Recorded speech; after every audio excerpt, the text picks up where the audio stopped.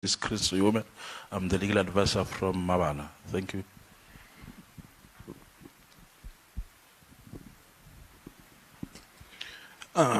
Good afternoon, Honorable Chair, Honorable Members, MEC and colleagues. My name is Nkosinathi Ntendra, Acting CFO of Maban.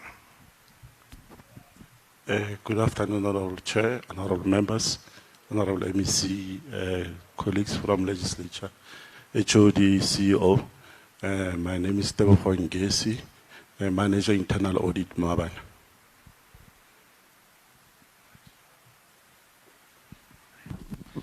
Yes, our two members who have just arrived, we can take the opportunity to introduce yourselves.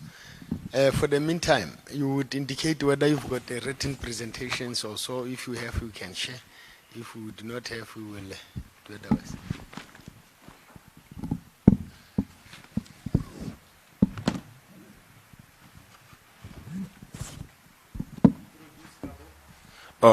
Good afternoon, honorable members, colleagues, MEC department, and then my name is Kabole Tlogela. I'm communications in the legislature. Ke a leboga.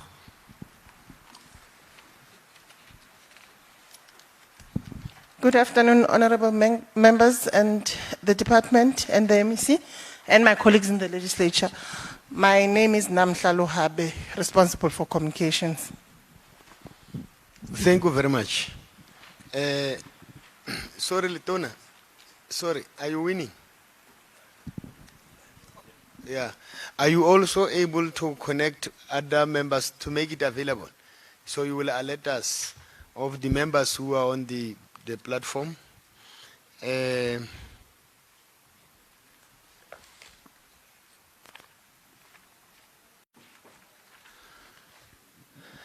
All right.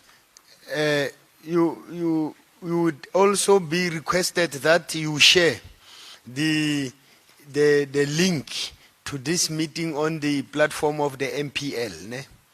Make sure you share it. The reason Chair is delaying to arrive, the understanding was they will just simply connect, and as and when they will engage. Thank you very much, Honorable MEC. Maybe without waste of time, there were two concerns on and around the Mabana Taung Cultural Calabash event and Mahika Mahikeng. So I think you may take the portfolio committee into confidence on those two issues. Thank you.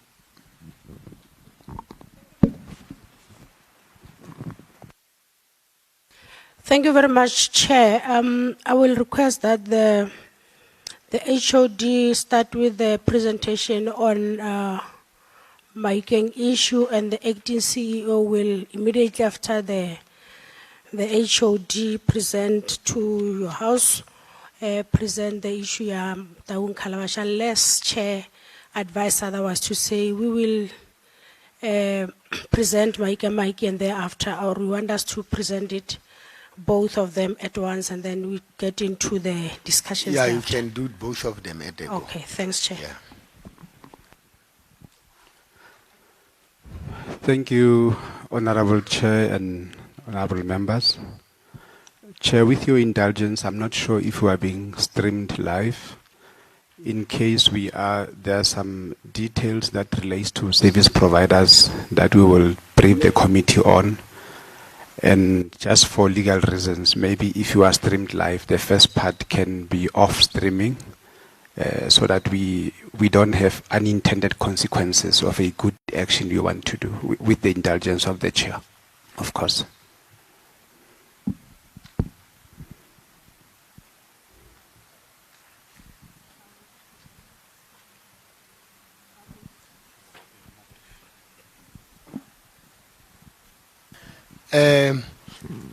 I'm sure we will agree with that, and you'd be able to facilitate it. Ne?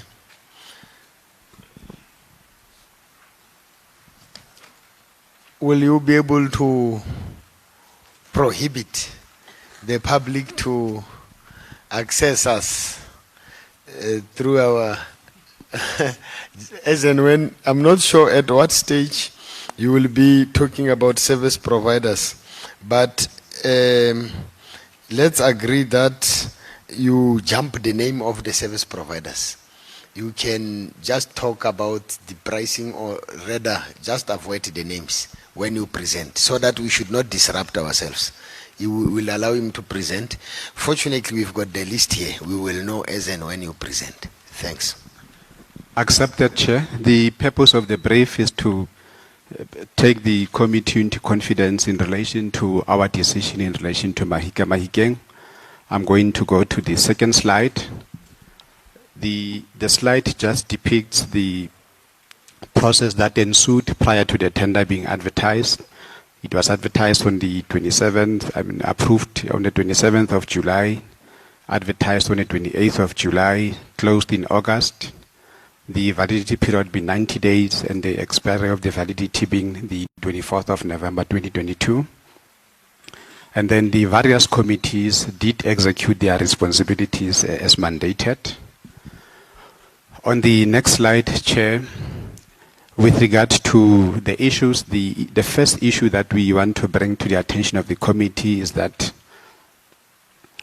the evaluation committee had reported, the bid compliance committee rather, had reported that 2 of the bidders had submitted 1 envelope instead of 2 as required in the specifications.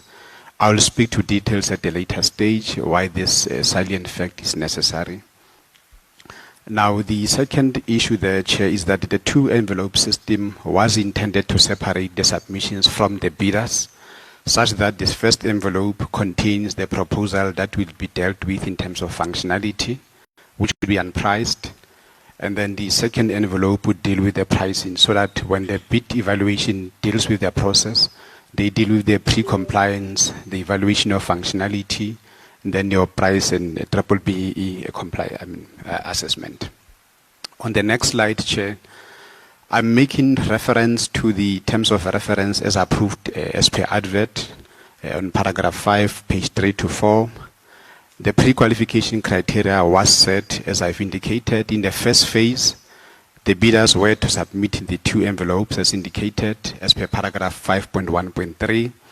And then the first one being unpriced, clearly marked, second one priced, clearly marked. And then the second phase of the evaluation, that's where the unpriced proposals will be evaluated in terms of your functionality criteria, which has been preset in the tender document.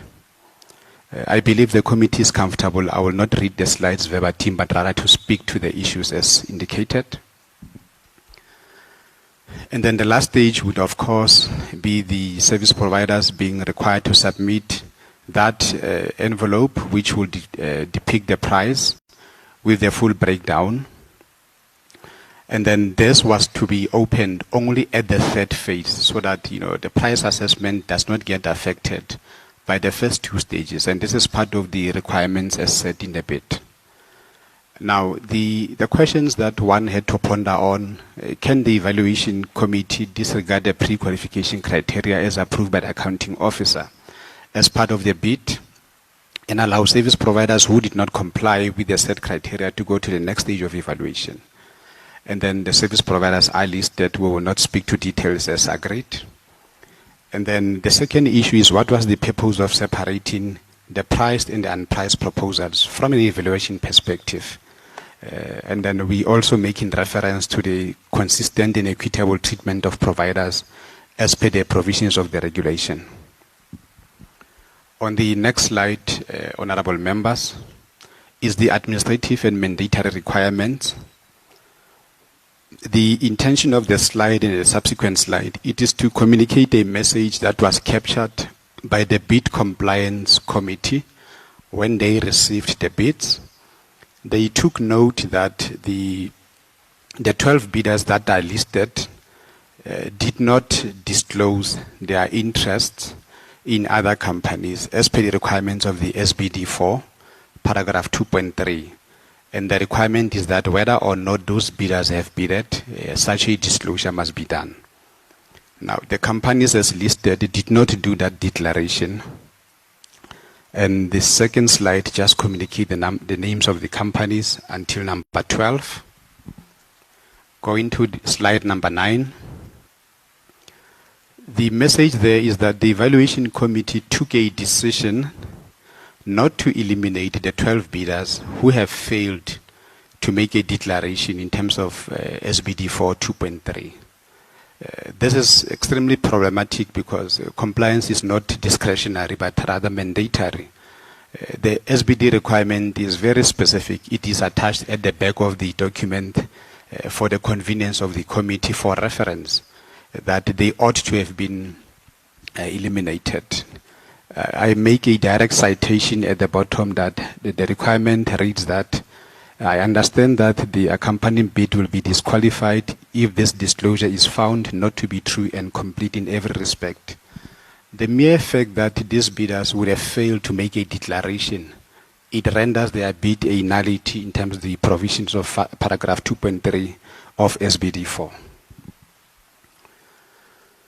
On slide 10, Chair, it is a bidder that was eliminated on the basis that they did not submit the 3 documents as listed in the bullets: company registration, company profile, and the proposal. And the reason advanced by the evaluation committee is that these documents were not contained in the envelope that they had opened. Remember, I indicated that it was a 2-envelope system. In the first slide, I indicated that 2 of the bidders submitted 1 envelope but were not disqualified. In this instance, this bidder submitted these documents in the other envelope, not the one that was opened at the time the evaluation was done. So the concern is the inconsistent treatment of the bidders in as far as application of the bidding process is concerned. The matter was raised by the bid adjudication committee to the bid evaluation committee, and the bid evaluation committee maintained their decision that they stand with it on the basis that the envelope that was opened contained only those documents. On slide 11, I have noted, Chair, in my assessment that the bid evaluation committee does not dispute the existence of such documents. These documents are truly and actually submitted, albeit in a different envelope. And it is the same committee that had not disqualified 2 bidders who submitted 1 envelope instead of 2, which means that other bidders are being advantaged over the others if you look at it closely. I then draw reference of the committee to the provisions of Treasury Regulation 16A 8.3 B, which provide that a supply chain management official or other role player must treat all suppliers and potential suppliers equitably. It cannot be that the criteria is applied, discretionary. This inconsistent application would, in any respect, land the department into trouble if challenged. On slide number 12 and 13, the left part of the table, it is a criteria that the bid evaluation committee had set and considered and against what is approved. So I found an inconsistency in the criteria when it relates to the number of years of experience that is required. I think the issue is highlighted in red text.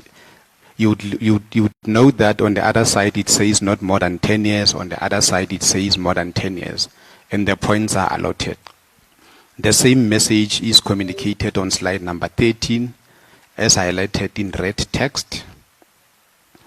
And lastly, on slide number 14, committee members would also know that in terms of this functionality assessment, the criteria as said on the right column this time allocates scores. If you've got equipment, stage, sound, lighting, generator, you'll get 5 points. Marquee 10, chairs 3 points, vehicles. If you've got 2 trucks and 3 buggies, 3 points. And then less than 3 buggies and 2 trucks, 2 points. But in the contrary, when the committee had their own sitting, you would note in the red text that the committee consolidated and introduced the criteria unilaterally at evaluation stage, which has effectively reviewed the evaluation criteria as advertised. Glaringly, Chair, the question that we're asking is, does the evaluation committee have an authority to change the evaluation criteria as approved by the accounting officer and published in a bid document? The response is they have no such powers. any decision taken in that regard would be invalid. And the measurement for key personnel, I also noted in the evaluation process that some disqualification were done on the basis that key personnel that was required by the criteria did not work for the company when the criteria does not explicitly say you should work for the company, but rather that the details must be provided. And then in the last bullet, Chair, I think is the issue of the opening of the 2 envelopes as I've previously submitted. On slide number 16, the committee can see the recommendation from the initial evaluation after pre-compliance, then functionality, then the 3 bidders proceeded to the last stage, which is your preference points allocation and pricing. Evidently on the table, the committee members can see the first company that was scored 100% with that amount, which was the initial recommendation from the evaluation.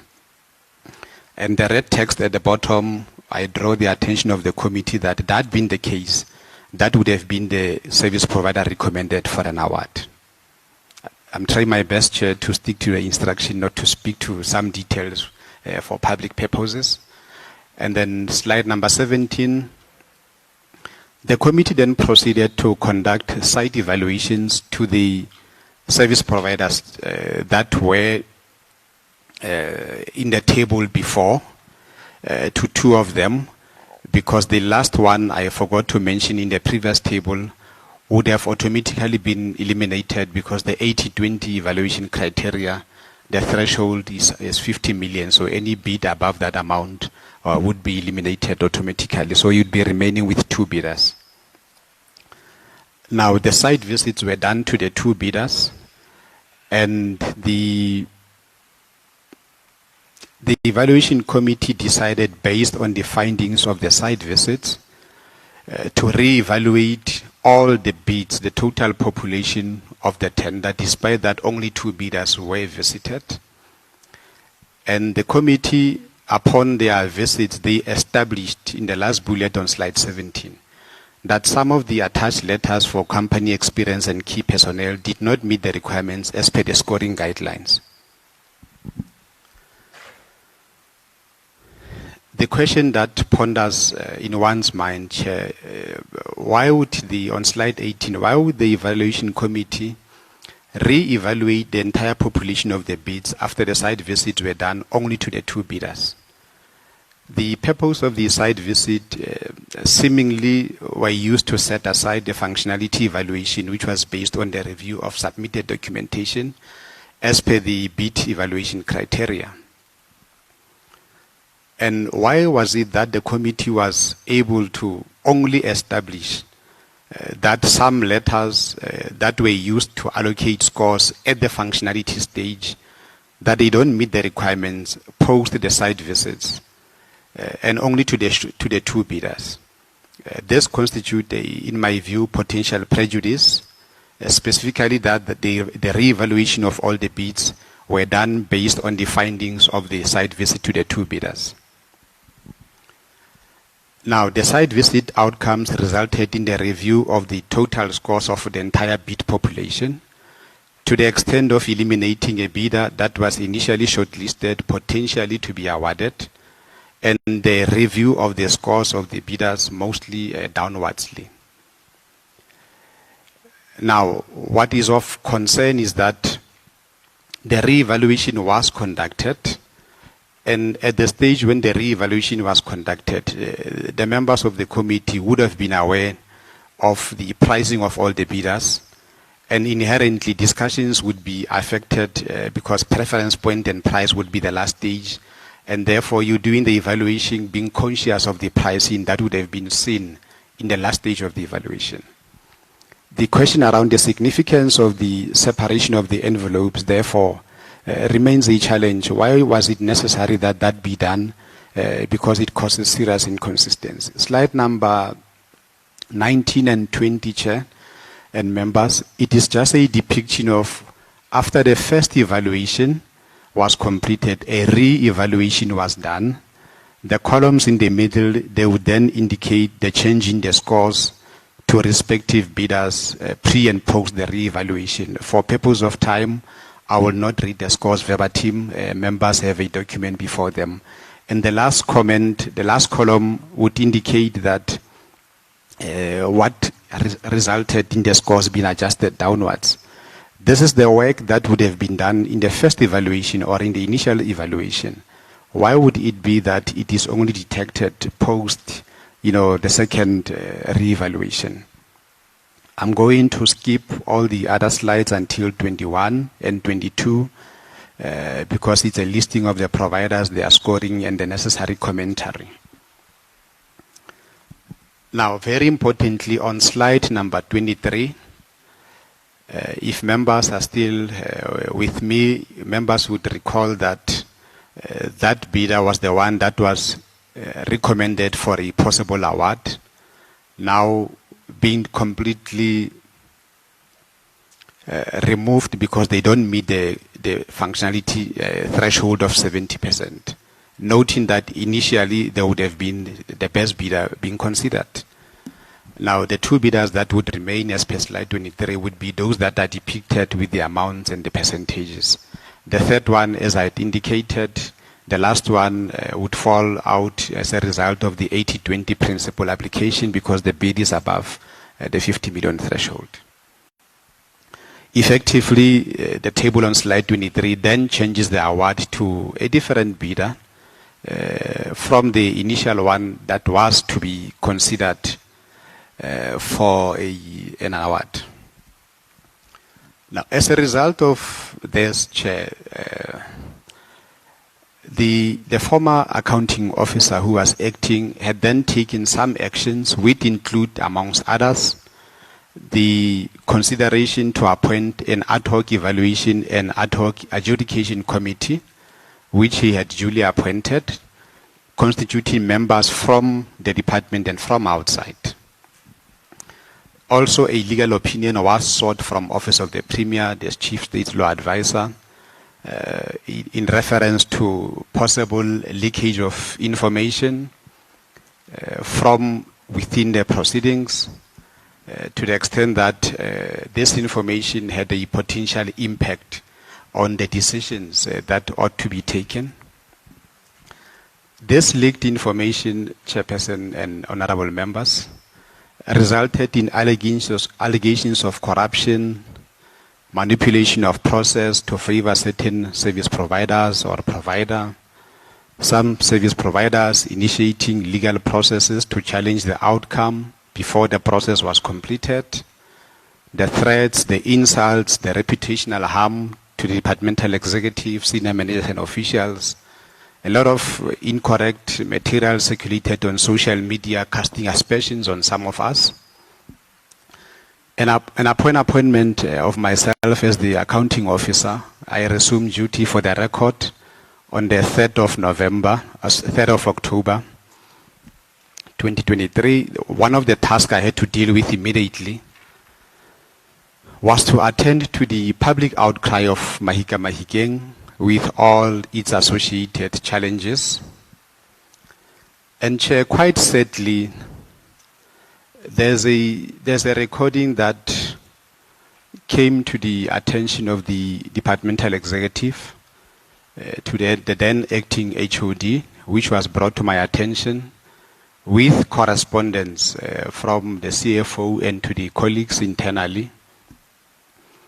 And Chair, for the purpose of completeness of the presentation, I am going to request your permission that this recording be played, because it is the same people that are accusing government officials to be corrupt that are doing some of these things. Now, with the agreement of the chairperson, I would want to play the recording. I'm just going to move quickly to the next slide so that it becomes the last item that we deal with. On slide number 25, my responsibilities as an accounting officer resonates around the provisions of Section 217 of the Constitution, read with Section 38 of the PFMA in as far as the establishment of a supply chain management system which is fair, equitable, transparent, competitive, and cost-effective is concerned.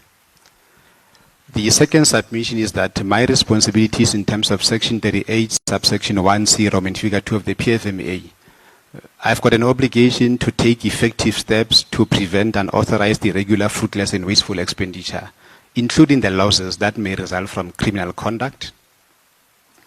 In terms of the provisions of the Treasury Regulations 16 capital A 9.1, I am obligated, Chair, to take all reasonable steps to prevent abuse of supply chain management, investigate allegations against an official and or role player of corruption, improper conduct, or a failure to comply with supply chain management system when justified to do so. And I should take steps against such an official, inform the relevant Treasury, and report any conduct that may constitute an offense to the South African Police Services.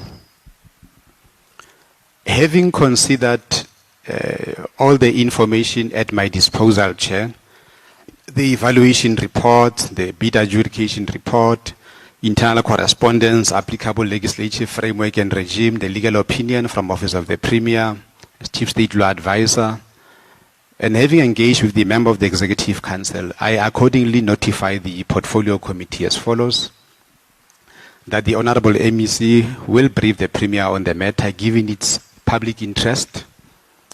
Secondly, we have requested already the Office of the Premier, the Misconduct and Forensic Unit to conduct an investigation. Initially, this investigation was to be done internally. I had overwritten that decision on account of lack of capacity internally. To the extent that information was leaked, there's potential misconduct and potential criminality in as far as legislation is concerned. The DG has agreed to provide support. We will further, Chair, take advice in as far as criminality is concerned. We will engage the attorney to verify if there is a possible case of criminality that can be opened, such that we implement our responsibilities accordingly. I had also varied in slide number 27 the decision of the former accounting officer in as far as appointment of the bid ad hoc committees are concerned to re-evaluate this bid from scratch, because that approach would not necessarily cure the defects that have been caused by the issues that I've already substantiated. It will simply delay litigation, which will eventually come, and we'll have to face it.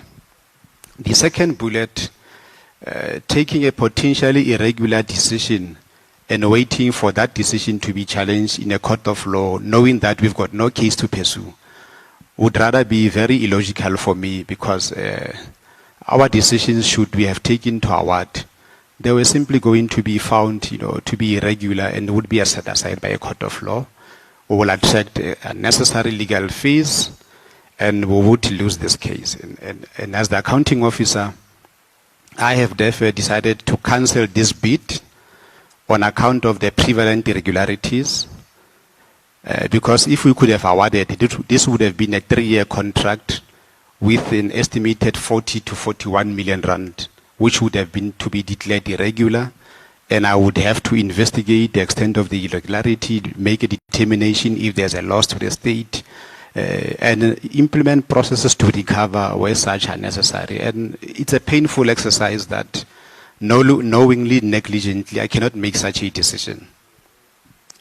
And starting this bidding process afresh will not jeopardize the interest of any bidder. And we have therefore set a date of the 9th to 11th of March for the Mahika Mahikeng. And we regret the impact that the community is going to face, economic stimulation and tourism. But we had an obligation legislatively to take responsible decisions that would be able to stand. I will also implement consequence management upon receipt of the investigation report, and we will have to subject the bid committees for retraining by Treasury, because some of the glaring irregularities would have been obviated should people have been sufficiently capacitated. Now, having taken the decision to cancel the bid and postpone a date, Chair, we had a few options at our disposal. Firstly was to re-advertise the bid, which we have done so.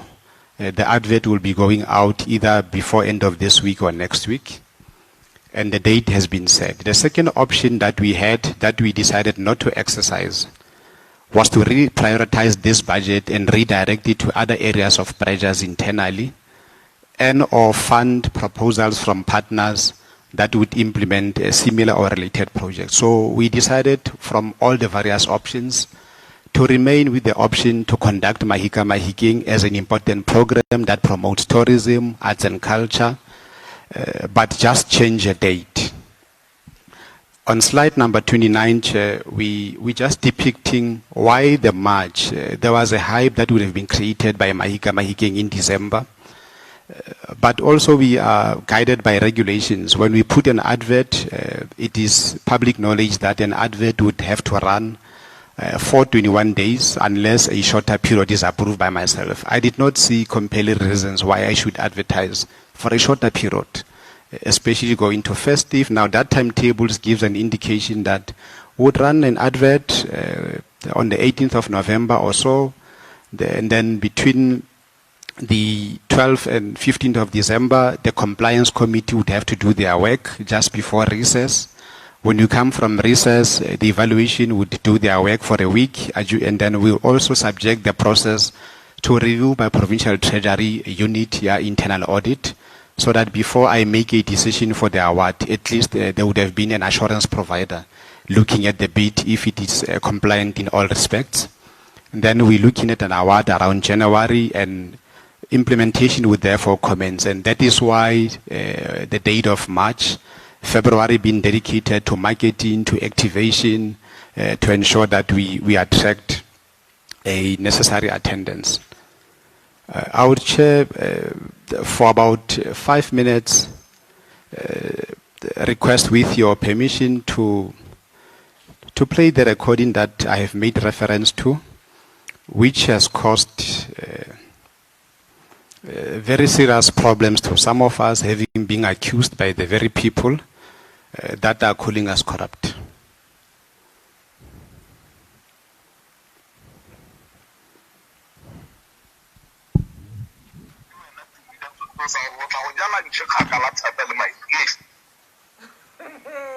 Yeah, Kurumoto over Kalmar. How for Kanye Tamanazzi? How for it?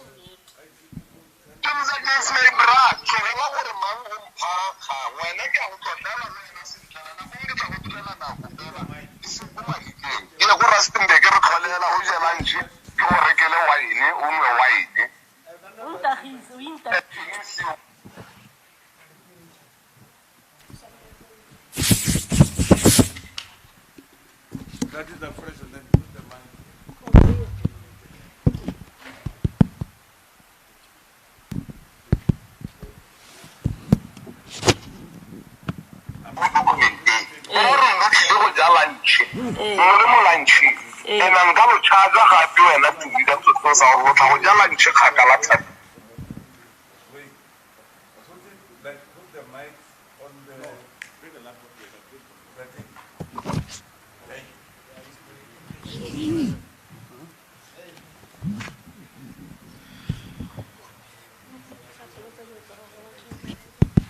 Chair, I request your permission just to safeguard the recording.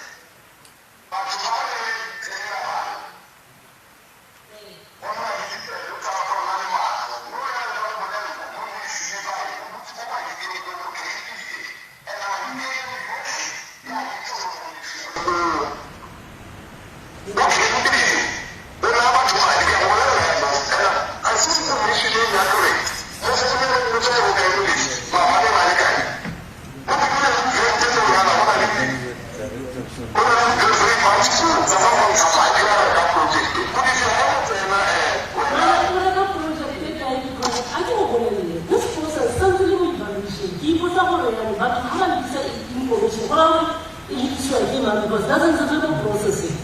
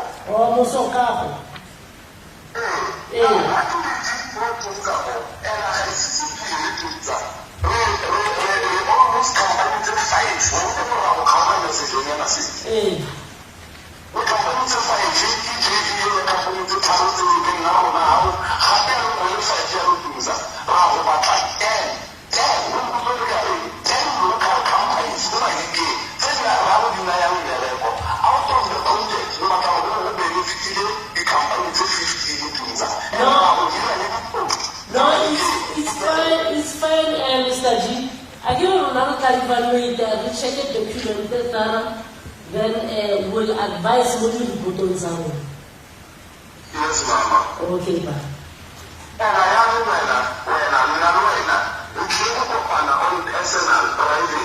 Okay.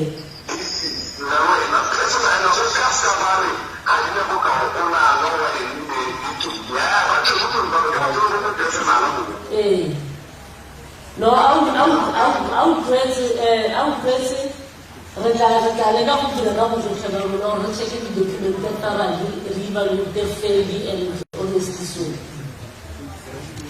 Okay. Now, have a blessed day. Have a blessed day. Same to you, Mama. Okay, yeah.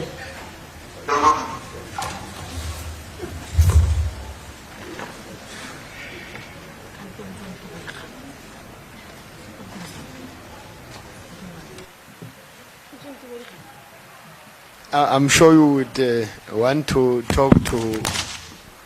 I could hear there, but you can suggest who were talking there. Yeah, Chair, I think I was playing the recording for purpose of completeness of the presentation taking into account the malicious intention by the very people going around tarnishing our images, calling us corrupt, whilst they are actually the ones who are corrupt. And this is an element that I will not leave unattended. I'm going to approach relevant law enforcement agencies, and government must exercise its authority, because such conduct, if left unattended, they border on a third force taking over government. Thank you. Excuse me, HOD. Who's speaking there? It appears from the recording that it is a gentleman called Khadna Bokao with an official of the department who's a director supply chain, Mena Pagati. Okay. That brings me to the end of the presentation. Thanks.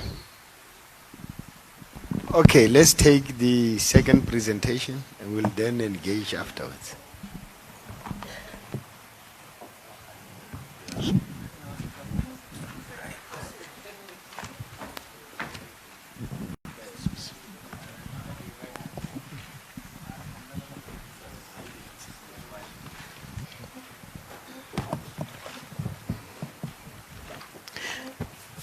Thank you, Honorable Chair. The second presentation relates to Daung Cultural Calabash. I will try to skip other slides. For example, slide number 2, the presentation outline, is state 7 items. Excuse and also me. My apologies, I arrived a little bit late in the meeting. As you know, the ANC is campaigning in the Tsobotla. What's your name? Who are you? My name is Paul Malatsi. I'm the acting CEO of Mabana. Okay.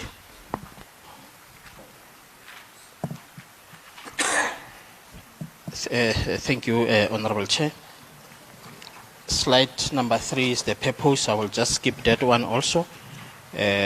The background in slide number 4 is just give the background of Daung Cultural Calabash. To say it's being hosted at Dr. Ruth Sokomotse Mumpati is just the background.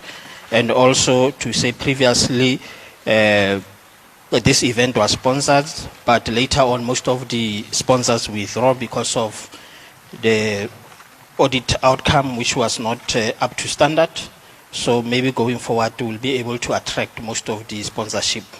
In 2020-21 financial year, the budget received from the department was redirected for COVID, and we didn't have the event. 2021-22 Chair, we managed to have the event, but it was also postponed. We were supposed to have the event in November, but it was postponed to March 2022. In this current financial year, we started our Daung Cultural Calabash with the district auditions and competitions. When you go to slide number 5, you will see that there's the days where we had our auditions to different districts. Slide number 6, it relates to number of participants from different districts who went through the process of auditions. The total number there from the Northwest, it was 903 participants. Out of, when we go to slide number 7, out of 903 participants, only 205 were able to qualify for provincial competitions. For male is 132, females is 73. The winners for provincial competitions, it was 43, of which they competed in different activities, traditional dance, music, drama, poetry, and visual arts. That's the first part of provincial competition for Daung Cultural Calabash. When we go to another aspect of appointing the event manager for the main event, which has to happen to 2022-23, the budget that we received from our mother department, it was 4 million, and from national department, there's an allocation letter of 1.5. We advertised the tender number is there. The date that was published, it was the 15th of August. The closing date was on Tuesday, 6th of September. Publication also, it was through National Treasury e-portal, the mail newspaper, and also in Mabana website.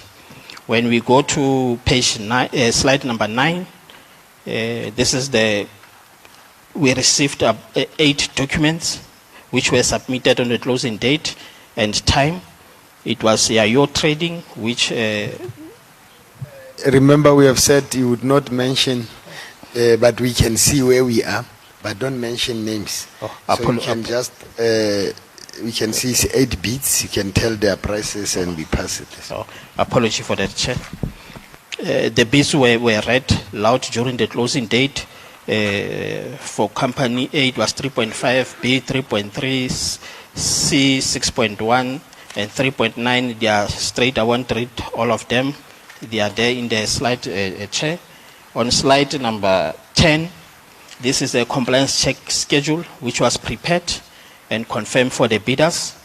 You will see that all they've complied with the submissions for columns. I've attached Annexure B, which relates to the companies who submitted. I will also highlight only Company 3, which has a level of 0, and also Company F or 6, where there was no detailed company profile and implementation plan. During our evaluation process, Chair, our specifications were very clear, and the guideline was also stated there. It was based on stages. It was 5 stages: administrative compliance, local content and production, mandatory functionality, and preference point system. When we go to stage 1 for administrative compliance, all bidders were compliant. They submitted before the closing time, and they also signed the register on the closing date. For stage number 2, local content and production, because we didn't buy anything, it was not applicable. Stage 3, it was a mandatory or technical evaluation. Mandatory requirements were SBD1, SBD4, 3.1, 6.1, and later on is a preferential points claim form. For Company 1, they were not able to submit the required documents. I won't read them one by one, but I've stated the reasons why the following companies didn't go through.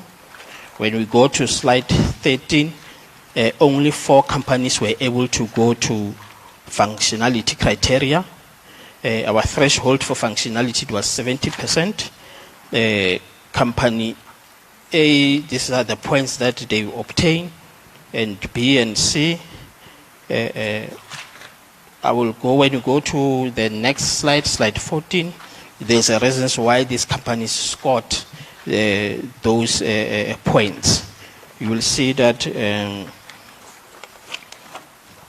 slide 14 for Company A, it stated why the company obtained 62.5. The reasons for that, all of them, and the reasons are stated there. Some they didn't submit marketing and communication plan. Others they didn't have the required experience. The project managers didn't have the required experience, and those were the reasons why they were disqualified. Slide 15 also is a continuity, Chair. Yeah, the functionality criteria. The reason relating to the company not being the reasons for disqualification: no personal track record, project manager, logistics, also capacity to perform the service. Those things were not there. They didn't meet our functionality criteria. The next stage, Chair, which is stage 5, it relates to preference point system, which we went through it. Is slide 16. The recommendation for BEC, it was that we appoint Company X at 3.9, and also the recommendation from Bid Adjudication Committee also endorsed that one at 3.9, and also approval from the accounting officer is 3.9 million. In a nutshell, Chair, it clearly shows that the entity appointed the service provider with 3.9, not to dwell too much to the media or speculation that the service provider has been appointed by 6 million, so there's no truth in that. The appointment, the contract amount is 3.9. Just to touch on the disruptions, the reasons why we postponed the calabash. Initially, the event was earmarked in September because it was a heritage month. But through the challenges that we experienced, we resorted to postpone the event. There were lots of disruptions before. Management took initiative to engage different stakeholders, the artists, the business forum. During the engagement, they raised lots of questions. To say one, the entity must appoint a service provider. They must not do the price quotation within the entity. We must get a service provider. Two, one of the issues is that the entity must ensure that the Taung artists benefit from the whole process, from the whole event. And there were other recommendation was that we must not consider just festival. Businesses must be earmarked to the people in Dr. RSM. Also, the entity agreed on some of the resolution, hence they went through a process of appointing service provider for events management company, and also to ensure that for us to ensure that the process runs smooth. We didn't have our event in September. It was postponed to the 15th of October, so that it gives us enough time to plan it properly. On the 11th of October 2022, some of the group or demonstrators, they came to Town Center to close the building because they were not happy that the appointed service provider, it was not one of the service providers. So they went to the Town Center and ensured that the building is closed. So we didn't have any activities or work to do in that place because it was closed. Most of them some they were artists from Taung, and also some service providers or business people. The group also emphasized that, or they alluded that the appointed service provider, the process of ACM were flawed. They mentioned that it was more of corruption, and that the entity appointed a service provider an amount of 6 million. Whereas when you go to what I've explained, we'll see that we appointed at 3.9. So I'm not sure, or I don't know where did they get that information from. So as part of the remedial measures, Chair, on page 20, we made an application to SAPS for event categorization, and they categorized this event. We submitted the venue grading, the venue capacity certificate, which was both were accepted by JOC, and Mabana we received, it was satisfied. Mabana Taung, it accommodated 8,000 patrons, but we applied for a maximum of 4.5. We also managed to get a public liability from a reputable insurance company to cover the event. And even when there were disruptions after that, we continued with some engagement through either groups and traditional council. The intention, Chair, is to have the event on the 18th and 19th of November, and we'll ensure that we intensify security during the event, and we'll continuously communicate with our stakeholders where they are not satisfied, particularly as our mandate is on the artist. We must ensure that our artists, they benefit from this project. In conclusion, Chair, this is just part of the turnaround strategy for Mabana, which is TCC. Like I've said that before, our audit outcome was not good, and most of the sponsors lost interest in being part of the to be part of TCC Town Cultural Calabash. So in conclusion, Chair, we'll continue to make improvements, good governance, and also service delivery. Thank you.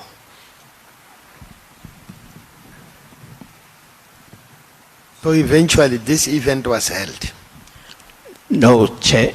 We propose that it must take place on the 18th of November, 18 and 19 of this month. Okay. So we postponed the event.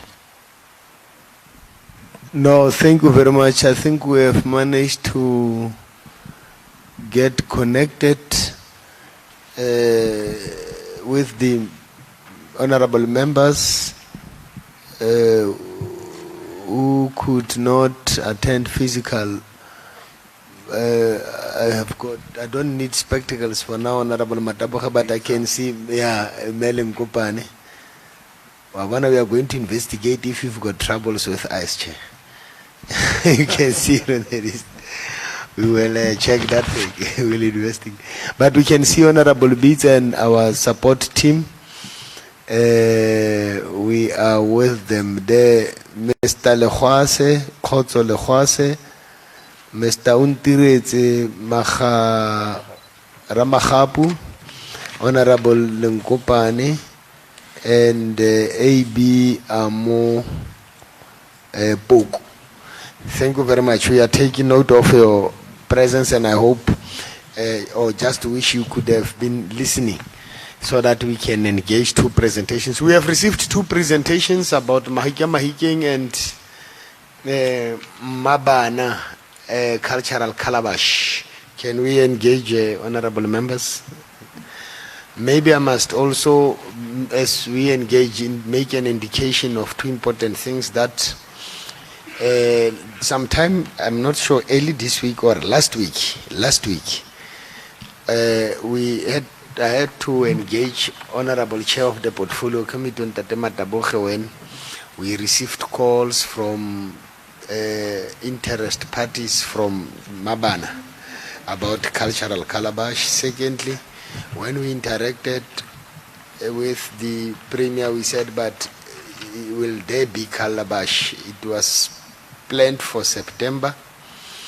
And what can you tell us about the concerns of the communities about calabash? When the Premier didn't suggest that he was not in the social media, he wouldn't be aware, but we said the plans of the department would have been submitted to you, and you would know about the whether or not from the quarterly performance that you should have been favored with.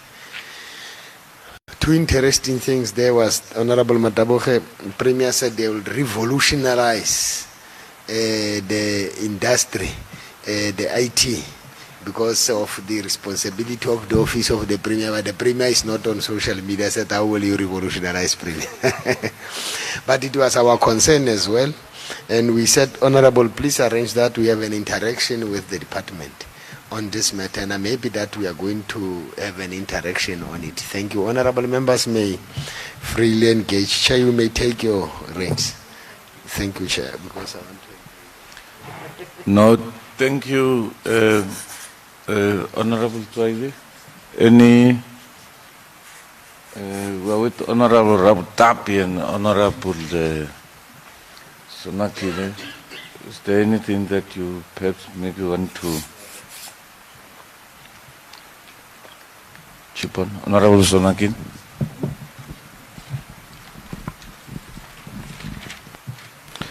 No, thanks, Chair. Let me start with the last presentation, the Taung Cultural Calabash one. I don't have much, just one question. You know, I think Honorable Twaile made a lot of sense when he asked the question that did this activity pass or this event, because I got a bit confused as well as I read through the presentation until you explained that you have moved it to the 18th to 19th of November. I tried to check in your report to say, why was the calabash cancelled? And I'm not getting that. I get that disruptions were done, but as you go towards your last page, page 20, I see that all the boxes were ticked despite the disruptions and everything. And obviously threats like that will always come up. And at some point, government must not cower, more especially if it knows that things were done properly. So maybe if they can explain that, why was it then cancelled if all things were followed and done properly? Then the Mahikeng presentation, especially the recording that we just had. I just want to say the only issue that I have, it's not necessarily on the SCM processes that were followed, but that I'm not getting a sense of when the MEC made the budget speech, there was an indication that this year's Mahika Mahikeng will be different in that there will be the district segments of it, whereby it will move from the different districts and all that. But I'm no longer getting a sense of whether that is still going to be happening, because the public obviously expected a lot on that one. Then in terms of what happened during the tendering process of this, I think HOD, it is about time that we, or government, start setting an example in terms of such things that happen. You know, this entire presentation makes one to cast aspersions on previous tenders that were given, that whether due diligence that was done on this one, where it was done previously, you know, it raises a lot of questions. So I'm happy that at least we are getting to a point where we're starting to see consequence management where there are such allegations. Because now we are having the public that is disappointed and have lost confidence in the department.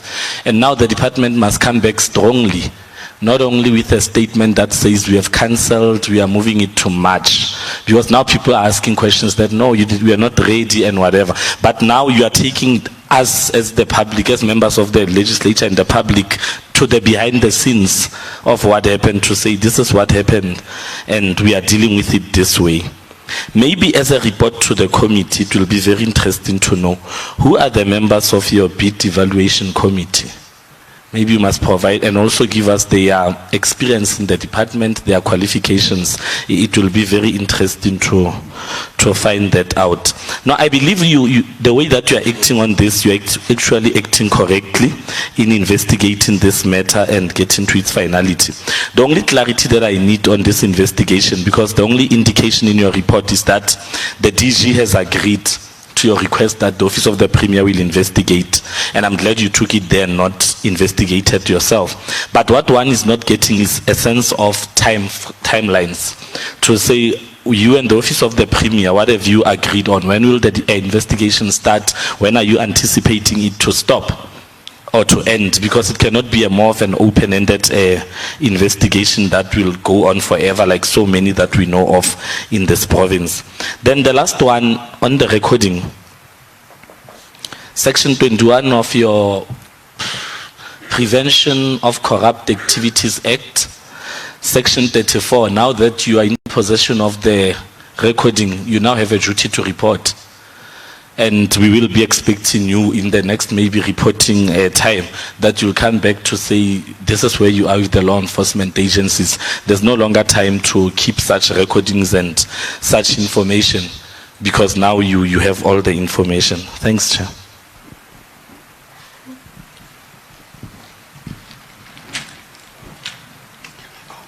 Honorable Rabotapi. Thank you very much, Chair. Just to add on what Honorable Sonakile has raised, I just want to add that how do we intend avoiding these challenges in future?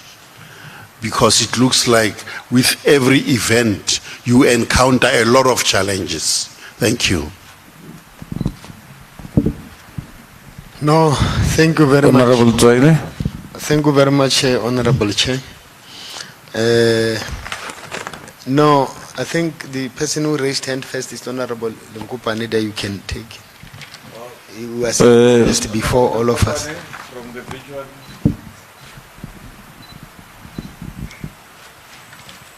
Honorable Lungupane, can you hear us?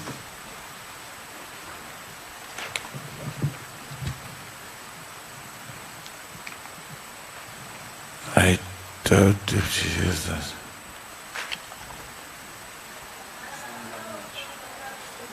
Okay, Honorable Twaile, and then we'll go back to Honorable Lungupane once I think the network is sorted out.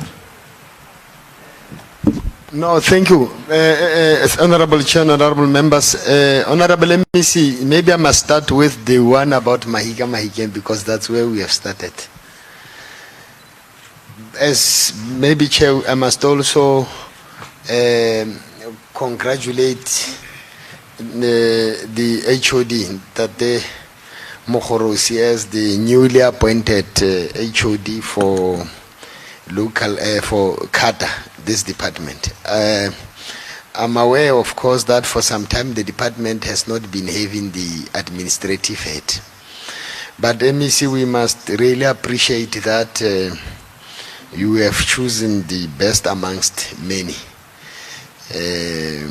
We have worked with Ndate Mkhorosi from Department of Social Development. And we, in the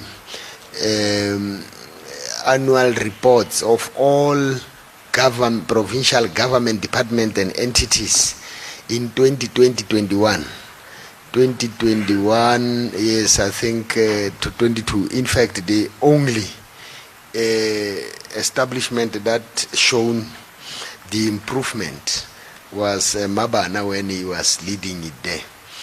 With, I think, Mabana has got 4 programs where there was just a small shortage of few indicators to be achieved so that we can have 100% on all of the departments. So I should also suggest that we are of the view that you've got the person who would help your department to not only work towards realization of its constitutional policy, legislative policy mandate, but he can change your department to add positive impetus to our people's desire for better life.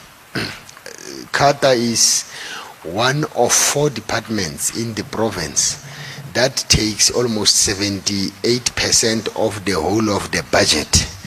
And that is why our focus and interest would be on education, health, social development, and CATA.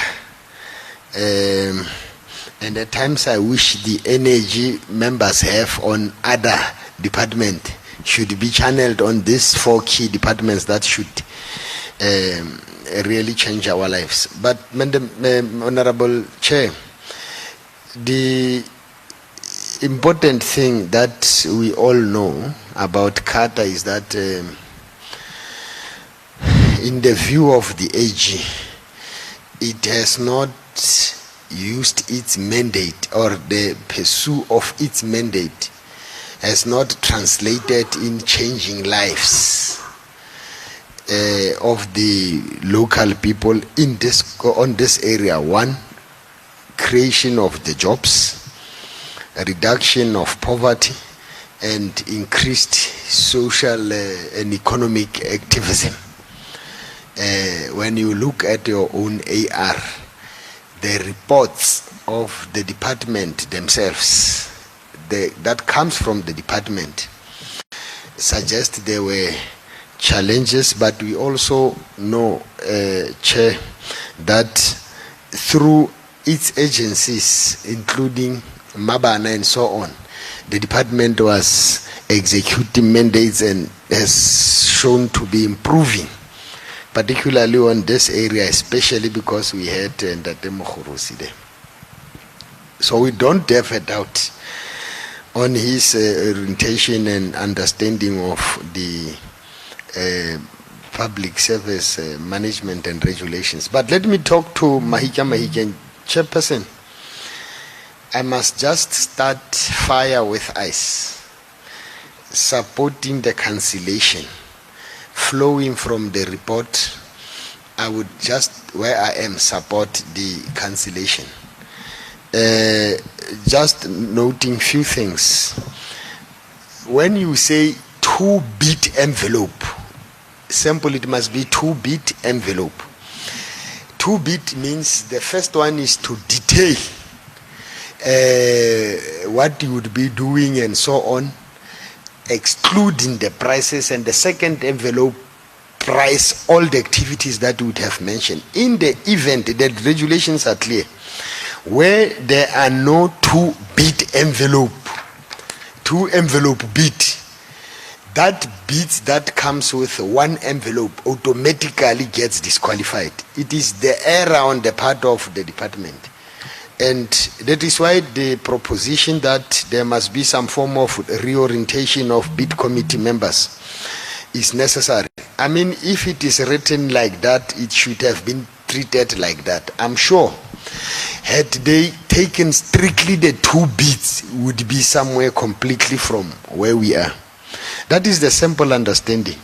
Now, we have had beats that were opened and the prices of varying bids known at different points, and it's unfair. And they have literally failed to eliminate those who did not comply with a simple first stage, and one wonders how did they arrive at another stage. There was no need, and it was not prescribed as per process that there will be a repeat evaluation. We can call it review.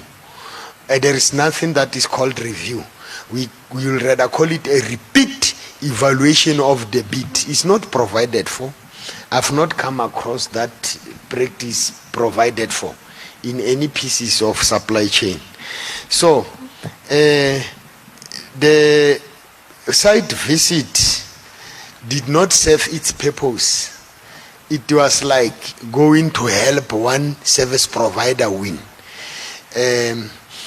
Because the site visit means validating what you would have assessed, and on validating your assessment work, you would have made a decision not to repeat a decision whether this one or not. So completely the tender for Mahikeng was met with irregularities at an unprecedented rate. And Chair, if this could have been a practice in many of the other events awarded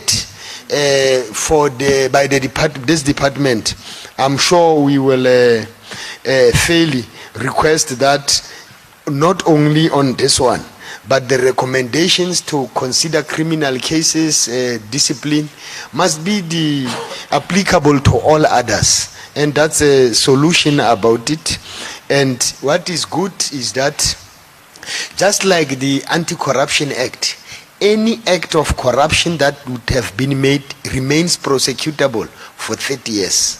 So there is nothing wrong going back to that issue. Now, the audio about Mahikeng suggests that there was a lobby for biasness on the part of the committees, and that competition should be not considered, which I think would accept the view of the HOD on how best they should redress on that matter. Now, as I support the cancellation, what is good here is it is not really a cancellation of the event. It is a cancellation of the bid. The event gets postponed. The event will still happen. So there is nothing wrong. Let's assume there was any form of disaster that could have still necessitated the postponement. So there is no crisis. We need to assure the people that it is not the view of the committee as public representatives that the event is cancelled. The event is delayed.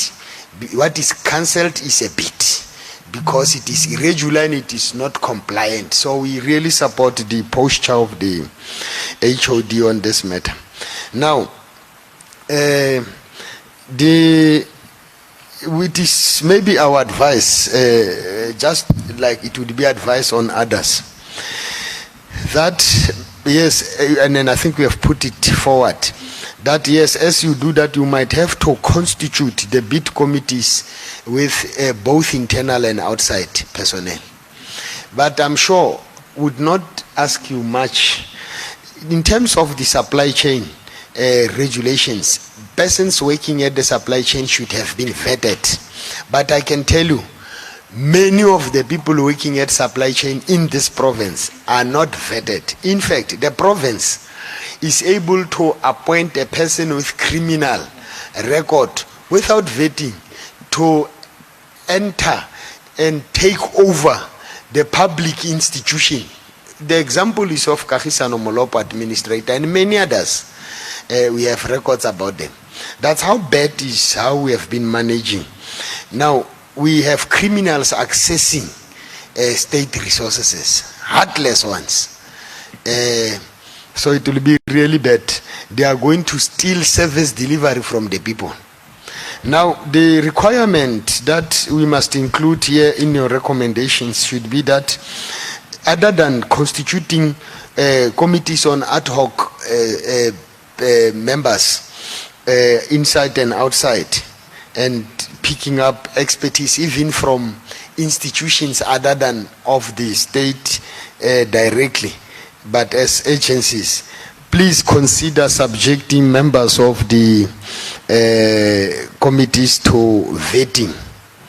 And you may as well reach the office of the Presidency or Public Service Commission, where they might even have to be checked on extent to which they could have benefited in the context of lifestyle audit as your number one pilot site.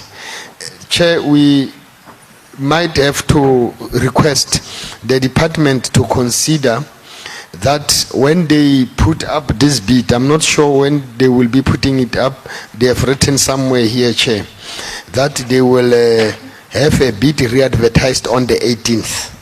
So we still have that chance for the bid specification committee. The challenge by the finding of the AG is that it's not only this department, Chair. The other time we were with health and many others. The AG says departments do not meet the minimum, the threshold of the minimum requirements for local production and local content. All of them. What does it mean? The AG further wrote and says, therefore these departments are failing to help reduce unemployment, alleviate poverty, and help increase the economic activism, economic development. So many of these departments help economic development of our province. Why? All the tenders are taken away. All of them. The example is that AG came very strong on it is Department of Health.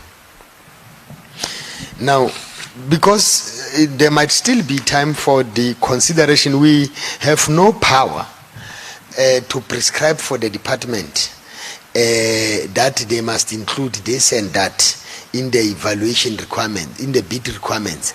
But the regulations provides that they can help local production and local content. It is easy when you have this bid, even on the scoring. In fact, all our problems we can resolve by specifications. Even on the scoring, to say if the bid has the joint venture with the locals, this is the increased score for the bid, so that the person who's doing that must advance, because we accept that it is not true that we will forever get the persons from local. I will deal with the issue of Mabana. I would appreciate it, MEC, through you, Chair. Now I'm just saying the local content and local production, to the point that there must be also specification of the percentage value of a tender that must go to the locals. In fact, the Treasury provides, even to the extent that the supply chain regulations provide, to the extent that there might be varied categorization of those who we take as the database of the department itself, for those people to be considered as subcontracting, to the point that the department itself can tell and say these are the persons and so on. The law provides for that intervention where it is really ignored, and the power resides with the department that they might have to. But the important thing, the experience of these companies is not getting translated to the locals. You can look at it. If the tender is 50-something million and you check the functionality, I'm sure it will exclude many other imaging. The reason for JV and subcontracting is to give opportunity to those who would not have the total of the 50 million required, the two or three trucks. And so on. The issue of saying having list and what is can also be a requirement is not really a solution with the real impact. The real impact is to be able to transfer skill and the experience of others without pushing others, because unfortunately also the laws do not necessarily say you must preclude companies. That is why the AG is not suggesting companies from somewhere else must not. No. He's only saying there must always be the provision for local content and production. So it is my view on this matter, Chair, and that we will be looking into the department to monitor them as well on this matter. We might have to also request that the AG looks into other matters relating to the same. It might be very important so that we can enforce it. Yeah, it can come very strong as what we require. Honorable Chair, whereas I'm not suggesting anything different from what I've said about Mahikeng in relation to TCC. For 28 years, Chairperson, for 28 years, maybe only 2 years we did not have Taung Cultural Calabash. For almost more than 25 years, that calabash has never been given a local person to run it. But two, department and government of province has not given the locals an opportunity to have skills transferred to them or have their capacities built to a particular point, the cultural calabash. The reason is simple. The requirements for bidders is only about two things, and that is the biggest error. It's about functionality and the pricing, and you close it there. But the regulations themselves provide for a bigger scope for empowerment of the locals. This requirement excludes role playing on the area of interest, which in this case will be about culture. In fact, the way you give tenders and focusing on functionality and pricing, we can bring somebody who's not of the culture you are promoting to come and run it and would not have any understanding. And when this calabash was conceptualized, it was conceptualized informed by the understanding of where it is located. And if it is not dominated by the culture of the Bajoana to that point, it becomes a very serious problem. I know your department is still having a task of amending the Provincial Languages Act of 2004, number 1 of 2004, to make this Sijuana the first priority language of Mahike Northwest. Maybe that is why. So, now, the knowledge management for the purpose of this calabash has collapsed, I can tell you, because you can see the difference. Just go look at the records of the calabash we have had for some time and the calabash of recent.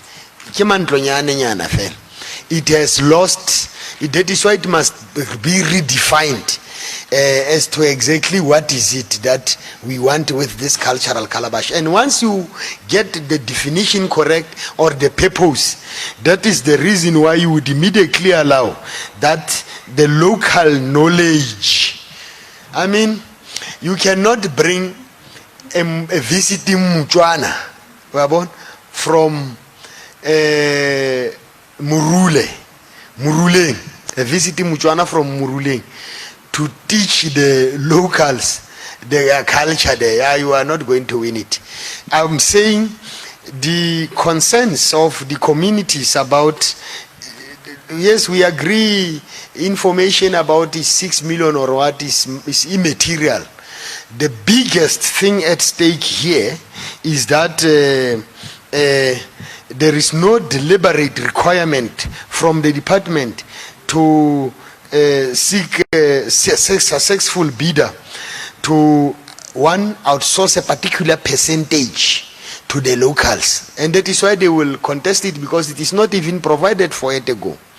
But secondly, it ignores other elements like role playing, knowledge of the event, the experience, and even a need to transfer experience or build capacity of the locals. It is for this reason I would support the view of those who oppose issue of Maban, and I've told Chairperson, because it does not add any positive impetus to our local people's desire for better life. It does not leave anything with them. It only allows them that they can come and sell from outside there and finish and clear, and the money is in the bag and it goes. And this is not only a problem. Here in the legislature, here are the officials, we are working with them. You go to Ventersdorp, they bring a caterer from somewhere. We had Ventersdorp, that's just recently. You go anywhere. You go to Ramutsirimilo, they import cooking as if it is a special skill. I mean, to dance culture, there you don't need to import anyone to town. So this is a problem we have with all of us. When we were in Khanyesa, the people fought us there, saying even the combis. So there is this mafia arrangement even at the level of legislature. And it is not even the speaker's problem. It is the work of the administration. These smaller clerks there, they will trouble you, I'm telling you, MEC, and you will remain with trouble. They have their own circle of suppliers, their own taxi men, there is the same. And what is also the same is the participant in the public hearing. They are the same all the time. So you can see how worse we are with this. In the local, here where we are. So that thing we are not seeing for the first time. So it needs you to strengthen your hand on the accounting officer to make sure that we defeat that tendency. Chair, it is my view that the locals can still benefit from the 3.9, and it is simple. It is provided for. You go to the 30% and you demand that it should have reached the local. And in future, and it is important that the interest parties must be engaged on this matter and draw a particular common understanding on how best we should do it. So I'm only saying, yes, we support the postponement. It is not the cancellation of the event for Mahika Mahikeng. We are supporting the cancellation of the bid and the re-awarding of the bid. And Taung Cultural Kablabash intervene the MEC, bring the interested party. It doesn't matter, but the organized structures, business and so on, but there are also Mahosi and many other cultural establishments that already exist. But what the supply chain needed was that they should be given 30%. But also what the department can do is to do all those things that we are making mention of. And it will help us live in peace. Thank you, Chair. Thank you. I think Honorable Nkopane has logged off. It might be network challenges. It gladdens my heart, MEC, that correctly what Honorable Joyle has indicated, that you went for the best of the best. At some stage, Mabana was performing far much better than the department itself. But like they say, one swallow does not make a summer. We hope that the same energy, and possibly to congratulate the new HOD, I think it's the first time we meet since then. But one swallow does not make a summer. So you would have to look at the entirety of your organizational structure and employ equally capable people for that. It's a flimsy argument for me that you you could not convene your flagship program because there were disruptions. As in the calabash. Is it 2 years ago? There was some clumsy arrangement of a calabash that happened. And I know this committee expressed itself on it. I think it was just bad. So what we expect correctly, I think, agreeing with Honorable Tswaile, is that we want a big bang. We don't want something that is going. I think there were 2, 3 pictures there that were taken. People were in buggies, and there was absolutely nothing. The impact from a social and cultural view is that this is an event about the Botswana people. And by the way, this government inherited calabash.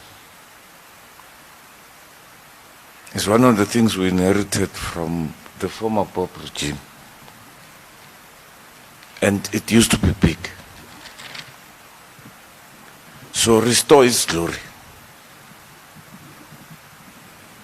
It's about the pride of Botswana speaking people, particularly in Taung. Yes, it attracts many other cultures throughout the province, and what we define ourselves as cosmopolitan province. So make it big. So as you go back now, MEC, to it, ensure that it is big. When Honorable Tswaile was talking about Tswana, I almost remembered double HP make Tswana fashionable. Because that's what we have got to do. Elevate it to be something that is big.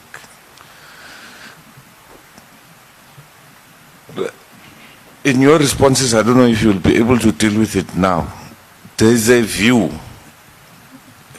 I got something, I was trying to look at it in one of the social media things, that Megawax has got patent rights to Mahika Maiki.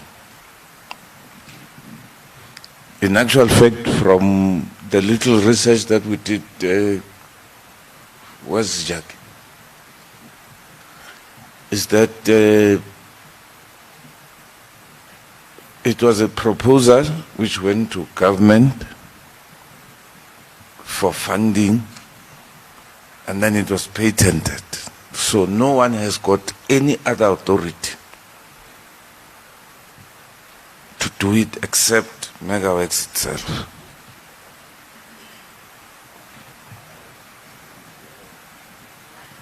And whenever it happens, it means it must be done by them.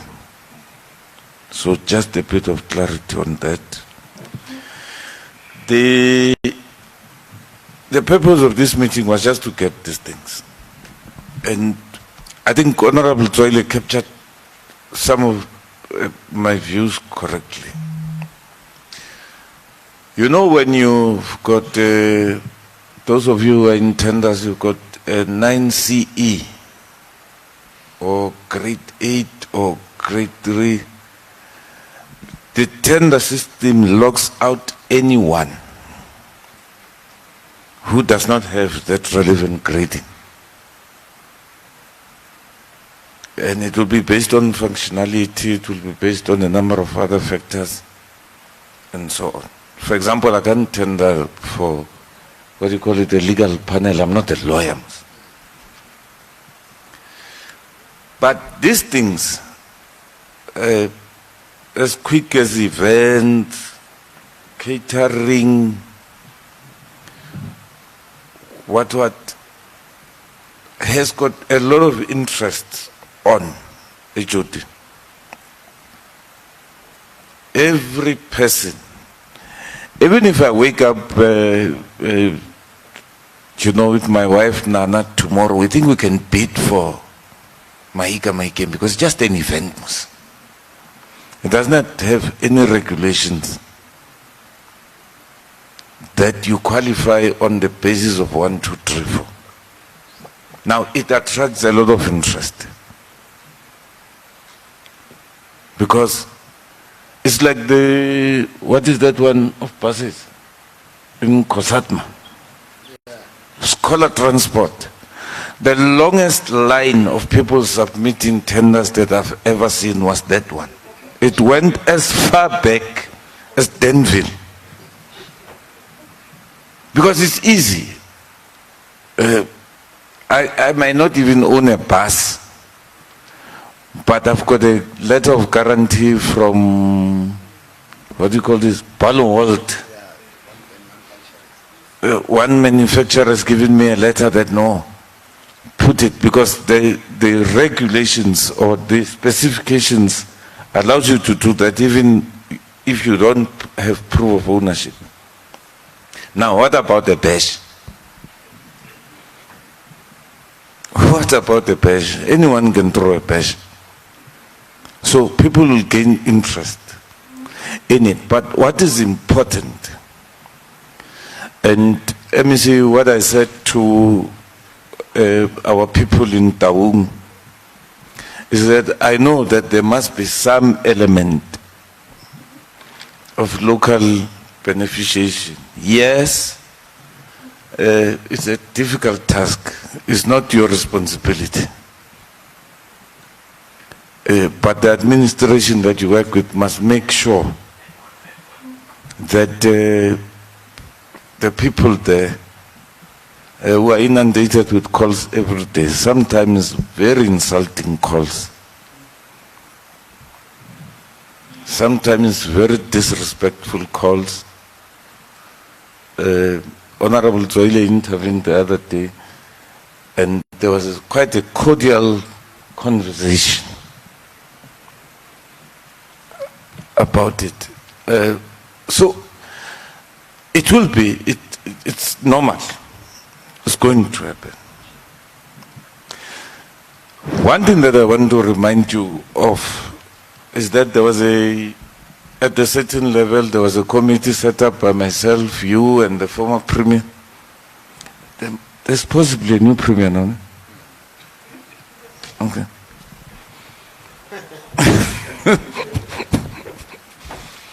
And the former premier, there was a political committee on Mahika Mahikeng.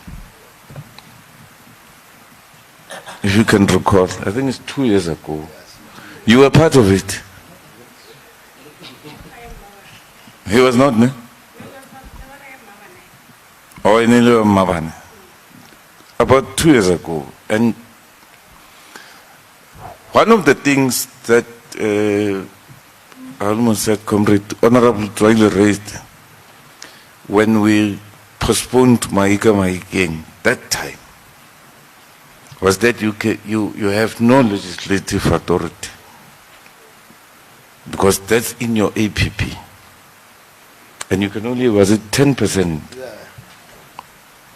You can only, now we hope that is not going to happen now. It was exceeding 10%.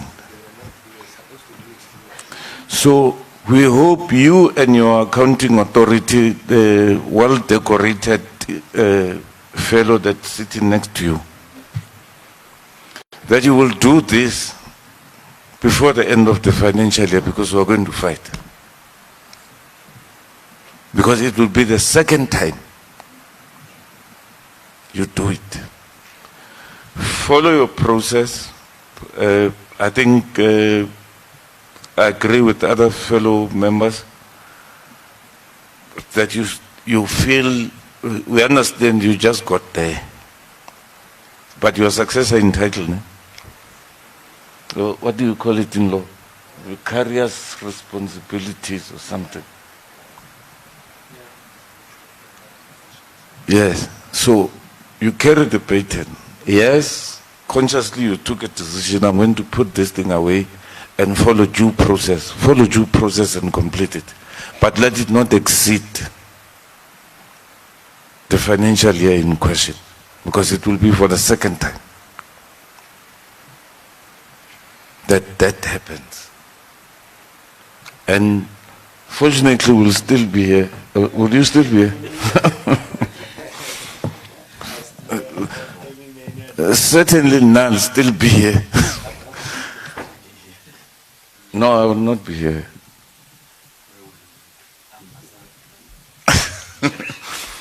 So, fortunately, some of the members will still be here. So they're going to question you about it. Don't exceed. I agree, fine. Follow due process, MEC and your HOD, but make sure that this thing happens. A bash is not about, it's not a meeting, man. Like when you have got to table, we must rush, I must rush Boposia to convene a meeting immediately, because we've got to adopt the reports and so on. So a bash is not a meeting, it's something that can happen. Whether it's in December or in March, there are a lot of things that are happening with Mafikeng, which will also try to boost the tourism industry and so on. I heard today that just for fill up Mabatu Stadium, was it some Caspanyo Fest? There's no single bed available in Mafikeng. Everything is fully booked. So there's always something that is going to happen that will try to rejuvenate the economy, but importantly is that you don't jump through the financial year.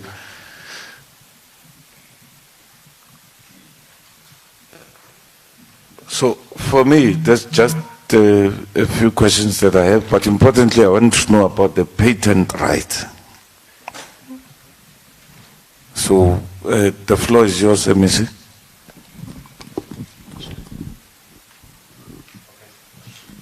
Honorable Sunakil.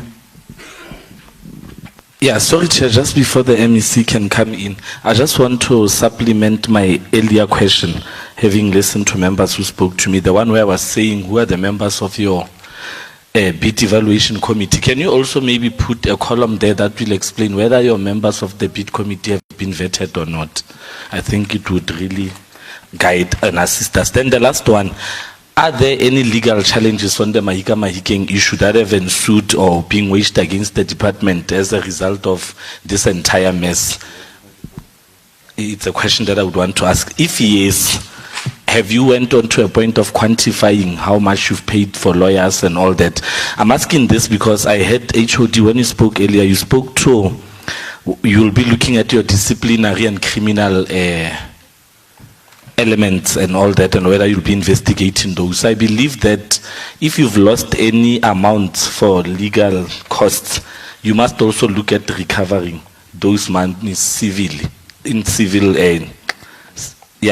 using the civil way to recover those costs that you will have lost with those legal challenges. Thanks, Chair. Honorable Tsoina. The cultural calabash used to have MEC, maybe when you respond, kubo khosing banna involved. Khona le ba demonstration about babujale, bokhwera, traditional healers and leaders are involved. Where are they now? As in when you respond, where are they? Okay, the floor is yours, MEC. No, thank you very much, Chair, and let me also welcome the comments and advised and questions made by members. I think, Chair, just to start with Maika. Just before, I think Honorable Biza got her group back. Honorable Biza?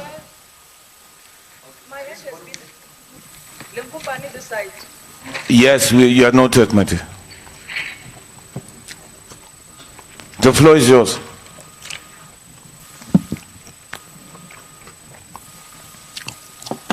Chair? Yes, ma'am, the floor is yours. You can speak. Is the ma'am referred to me, Chair? Yeah, former school principal, so we refer to you as ma'am.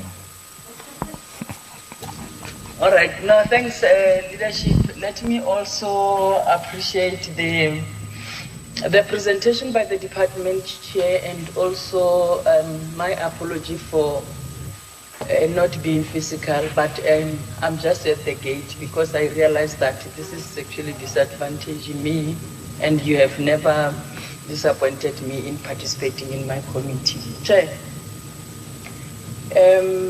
I'm so disappointed when I was listening and following the presentation by the department today. However, I'm appreciating the fact that at least at last the department came to us and officially cancelled Mahigam, because it has long automatically cancelled itself by the time it was presented to this committee.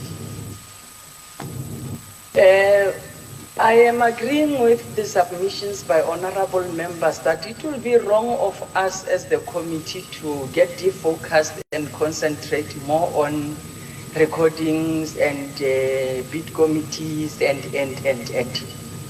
But we must stick to the point of saying from the onset the department was not ready, and it has never tested this activity Mahigam to be a success.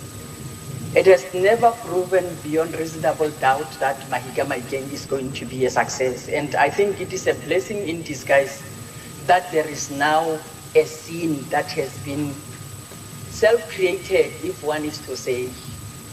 Because where we are, Honorable Joyle is right to say, and or Honorable Sonakile, from the onset when we were saying as the committee, how do you then confidently present to the public a project where you will have to outline your marketing and your targeted stakeholders, the benefits and the economic spin-offs, as well as the local people, how they are going to economically benefit from the whole thing. If you have not convinced us as a committee which places oversight on you, then you have automatically failed from the onset. That is why I'm saying I'm glad that the officially have been told that the automatically cancelled activity is now brought to us to be cancelled officially. In future, this department must not make us to feel like they have been, for the rest of the 6th administration, it has never done it well in terms of this activity. And I don't know why are they from time to time bringing it to its plans, because it appears we no longer have men and women in the department that has got capacity.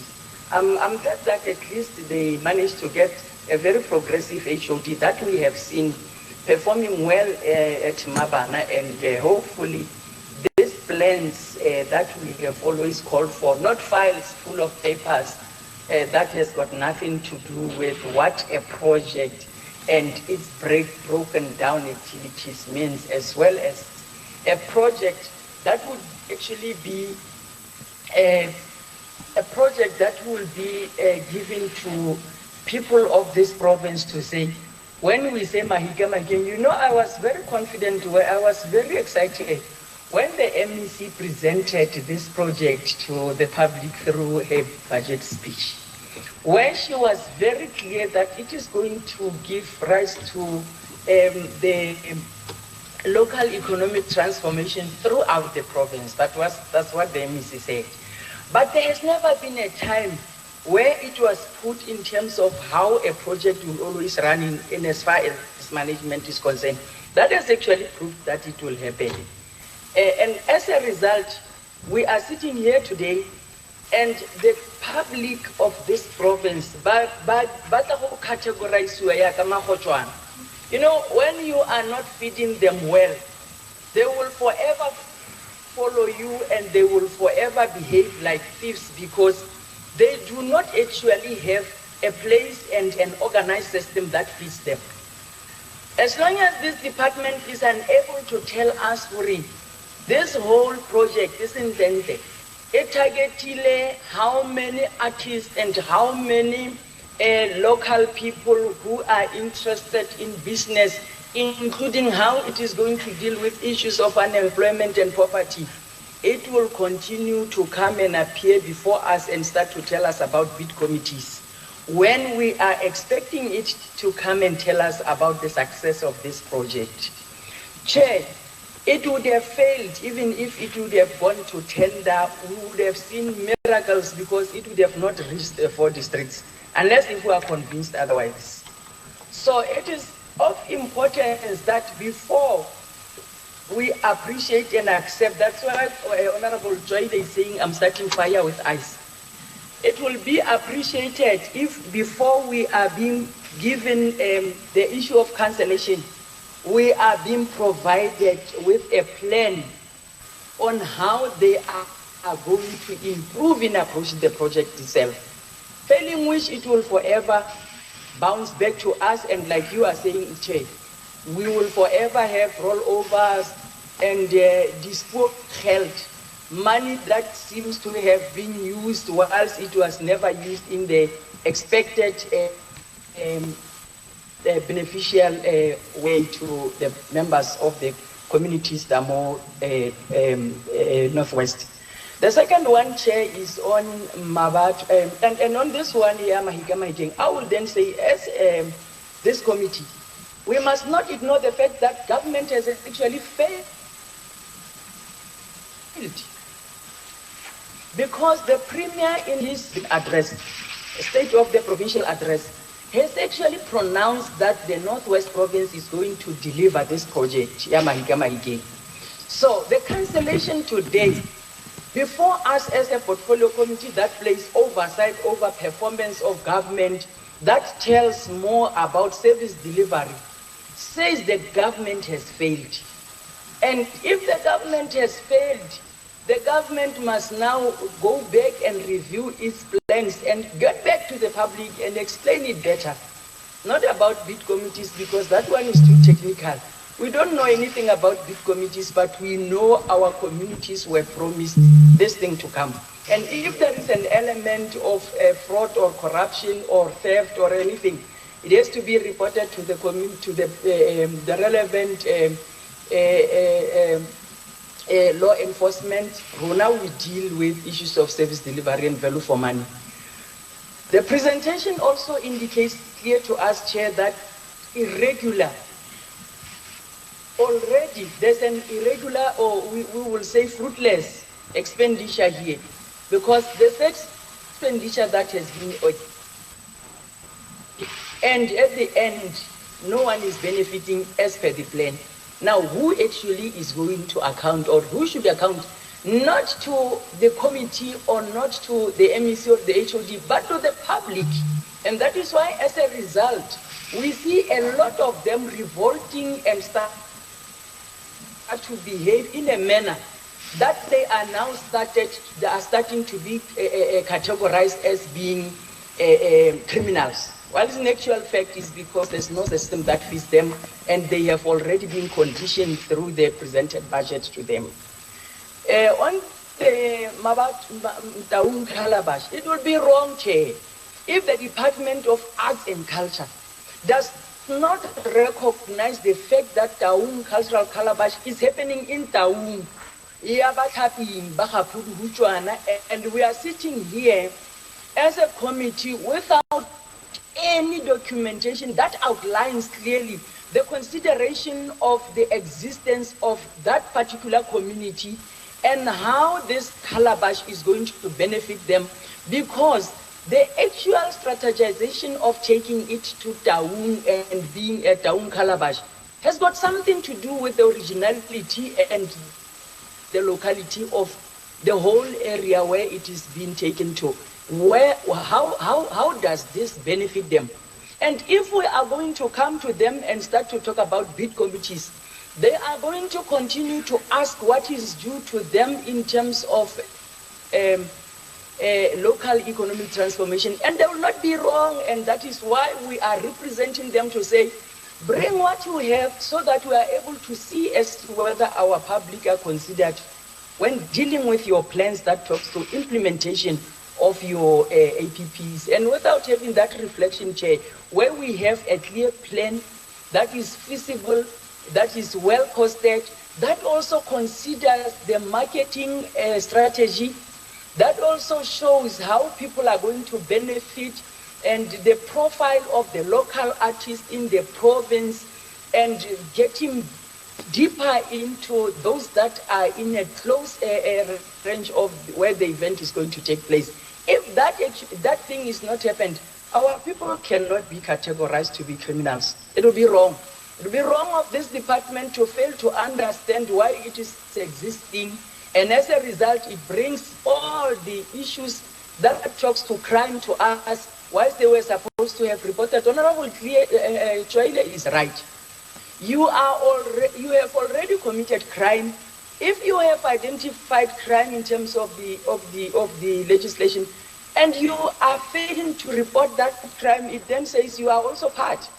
But crime is not what our competency is. Our competency is to check as to whether people are getting the necessary service delivery, to check as to whether the value for the money that is spent is actually in the interest of compliance with the legislation of your PFMA and other regulations of Treasury. So, Chair, I think we need to develop a different approach to this. And we, as much as we will be listening to reports about how cases were opened, but we must also receive reports on what if there was not a case? How will it be? What were the plans? Because how do you then have Casper coming month end, and you are not having Itumele in Taung having to participate in cultural calabash? How do you have Casper coming next at the end of the month, and yet you are not having Molatehi in Takameng, who is in the Dr. RSM, coming to the Taung calabash? It is a problem that we can ignore. Some of us are actually coming from these points where these things are happening, and we are observing them, and we strongly feel that the public in this case is undermined through the plans and the operations of this department, Chair. Thank you. Thank you very much, Honorable Nkupani. We wonder what is appearing in your screen, but we will investigate that as to what is appearing. But Honorable Sonakile says Kitokolusi. I quote him verbatim, he just said it now. MEC, the floor is yours in your team. Thank you very much. You know Mr. Mabi, your chief director for libraries, used to be my boss. He was the first executive mayor of Rustenburg, and I was his chief of staff. But technically I'm his boss now, after almost 20 years. So I see him is busy on his phone. In our meetings, you don't watch the phone. Thank you, Missy. The floor is yours. No, thank you very much, Chair, and let me welcome the comments and the questions and the advices made by committee members. And maybe Kere,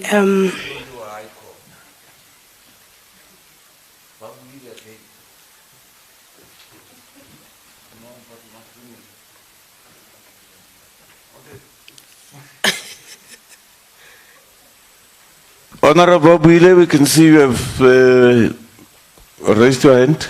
Oh. Honorable Bile. No, thank you very much, Chair. Video, you must show your face. Let the MEC respond on cover. Oh, you're covered. Okay, thank you. MEC. Thank you very much. I will cover him in responding, Chair. Chair, I was saying, let me welcome the advices, the comments, and the question made by honorable members, and maybe safe to say to allay your fears, honorable Chair. This financial year, Mahike will happen, and it will happen, and it will make sure that Batobamba Northwest by enjoy like they used to enjoy it when it was firstly started, because even the minister, when he calls, he always asks me about Mahike, because this is one of the flagships that when I arrived as the MEC, I did not even bother to say we can cancel it, because it is there even nationally. Most stages are your Makufe, most stages are the Limpopo one, Kanake Mapunguwe. So those are the flagships nationally. Even the minister all the time. We'll remember 2019, Honorable Chair, as I agree with you, yes, we did not manage to host Mahike, but in 2020 and 2021, Rotner Corona. So we did not even manage. But it should not be a story this time around, because we no longer have Corona. But we are going to correct whatever is needed, and we are going to make sure that Mahike Nyadiragala come March, like we have promised the portfolio committees. And I think on administration, the CFO is here, Honorable Tsoile, the HOD is here. They will respond, and with their officials from the department, the program manager and the SCM, if need be, they will respond to some questions. I will make sure that Kinna Momolalengwa HOD to make sure that all the officials of the department are vetted, because this is one thing Linda Senese as the MEC. Or are these people vetted? Because as and when we have issues in the department, we want to build social media. So we will make sure that it happen, the thing. The issue ya taung Calabash, so Mahike HOD will respond. Most some of the questions say, honorable members say, Babudi Senkatzone. So, and even the plan, I think it will be submitted to your good selves, as it's with the new HOD, of course. On the issue ya taung Calabash, Honorable Tsoile, ke starte fela ka gore yes, magosi a teng mo go yona. Even last year we met with ke lebetse ke Kgosi Mankurwane. Ke ene Kgosi Mankurwane. Yeah, re kopane le Kgosi Mankurwane. Ababitsa magosana otlhe a sedika sa taung, and we discussed these things tsa taung Calabash even last year. Even this year we met Linda de Mankurwane. So in a nutshell, magosi ako taung in the taung Calabash, Honorable Tsoile, indeed batsa karolo e leng gore ba tshwanetse ba etse. But ha ke gane khanya gore Honorable Chair Tate Mataboge, we will have to make sure that we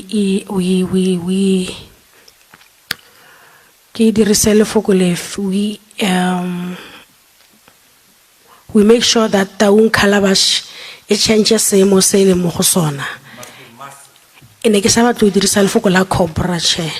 Ke ne ke batla go dirisa lefoko la Setswana ka gore ke re bua ka Setswana ro tlhana le tshabile. Mara re tlo netefatsa gore taung Calabash e gola ka seemo se sengwe, so that if the concept on its own, because ke kupile go check a concept ene sa we fela ka Batswana ba taung che.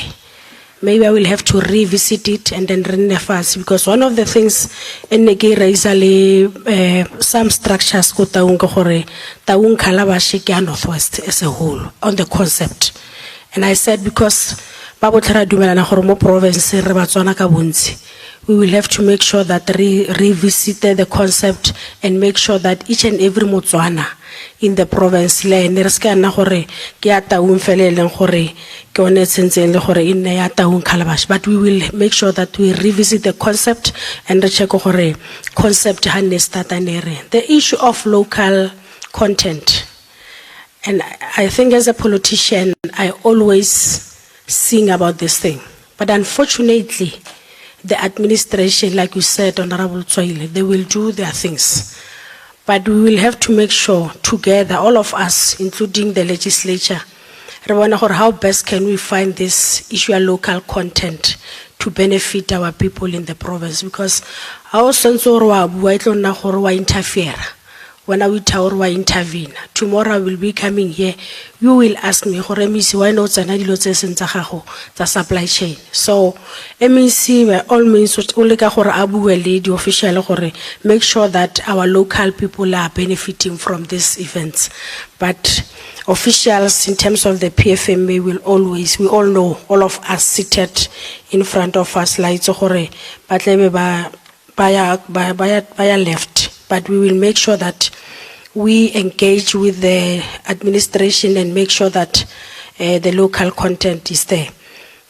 I think HOD and the CFO will clarify on the issue of logo trademark and honorable members. I will have to meet the other organized structures that I might not know, Honorable Tswaile, and I will request your good self if because I know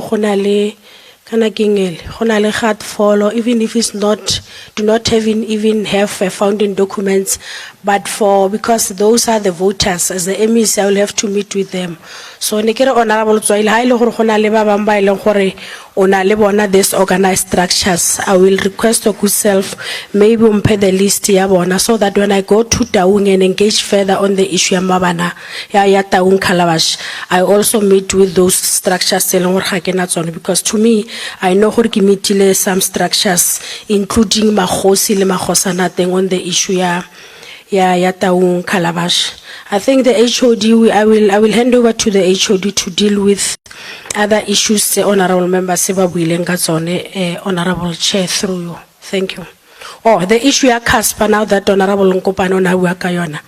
The issue of CASPA is a private event that requests funding, or rather the partnership with the municipality and the department.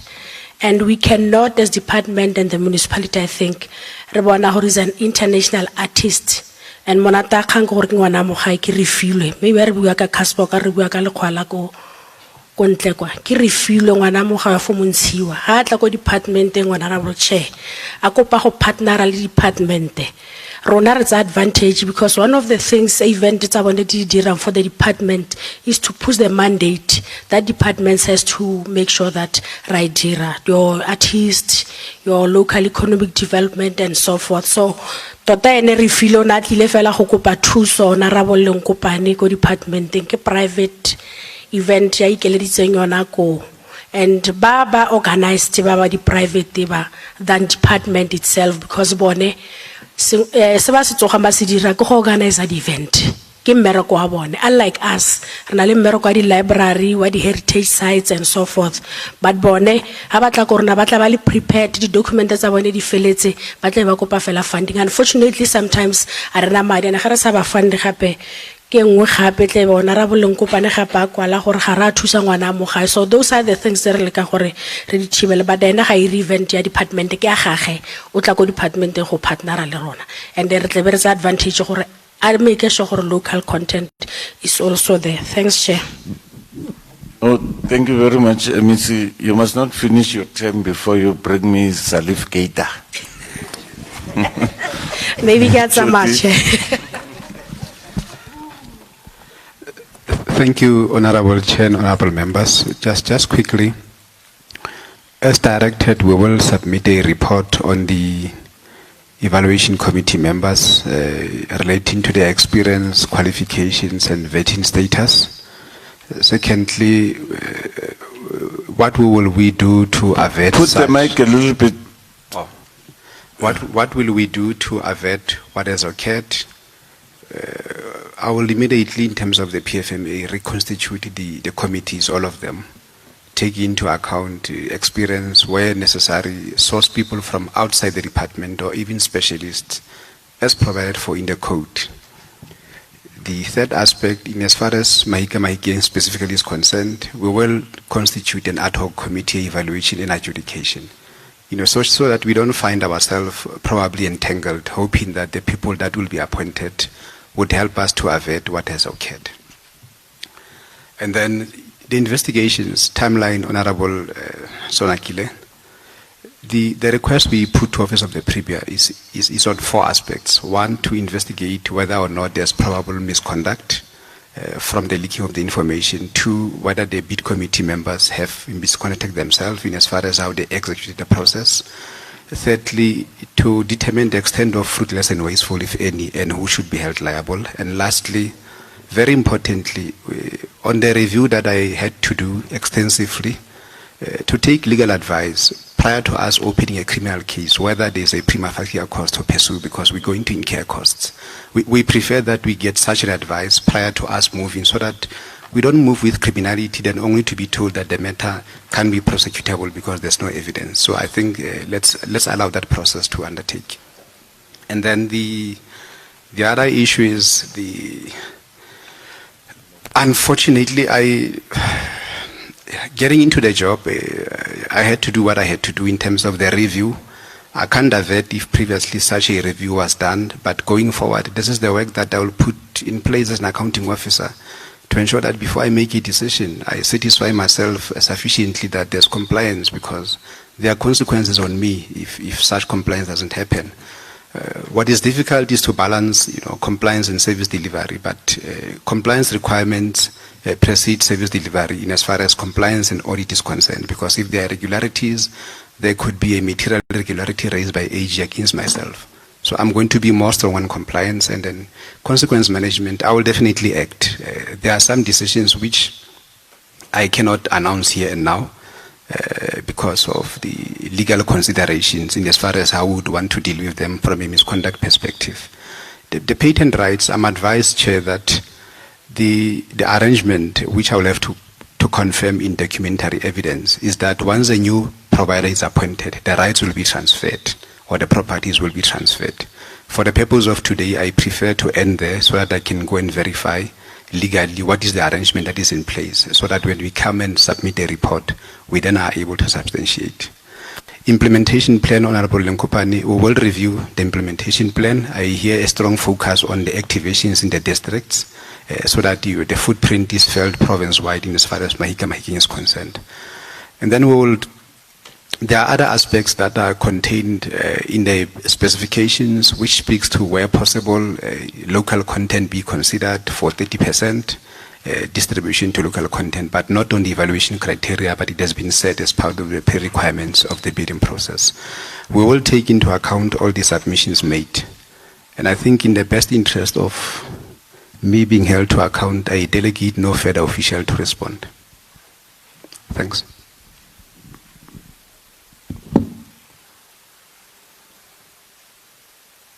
Okay, thank you very much.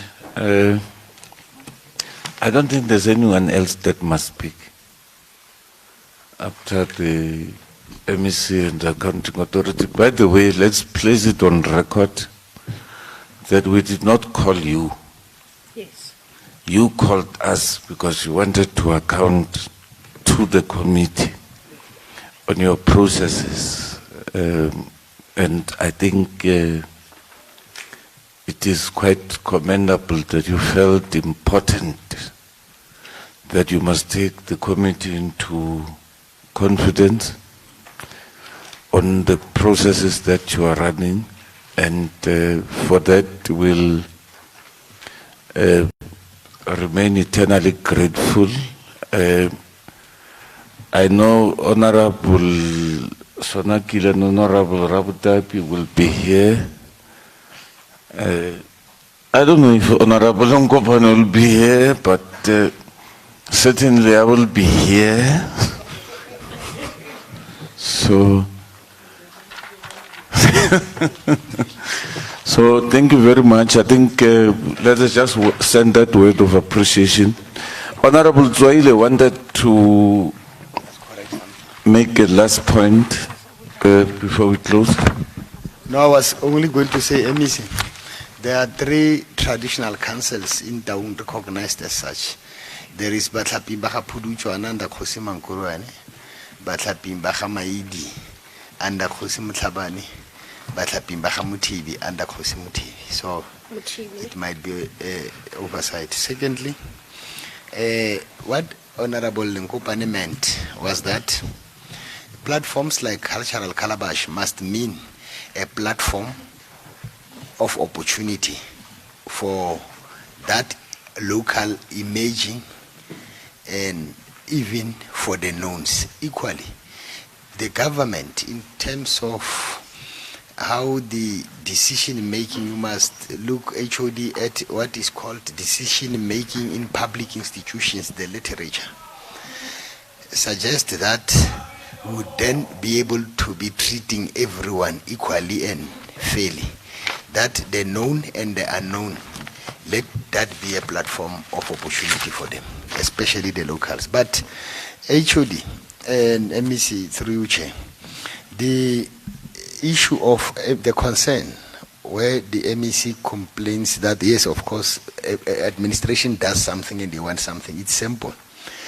The Performance Management Development System, PMDS, provides that the performance agreement of the HOD and the senior manager that the MEC enters into with the senior manager must write that and say this is 30% to deliver on this mandate.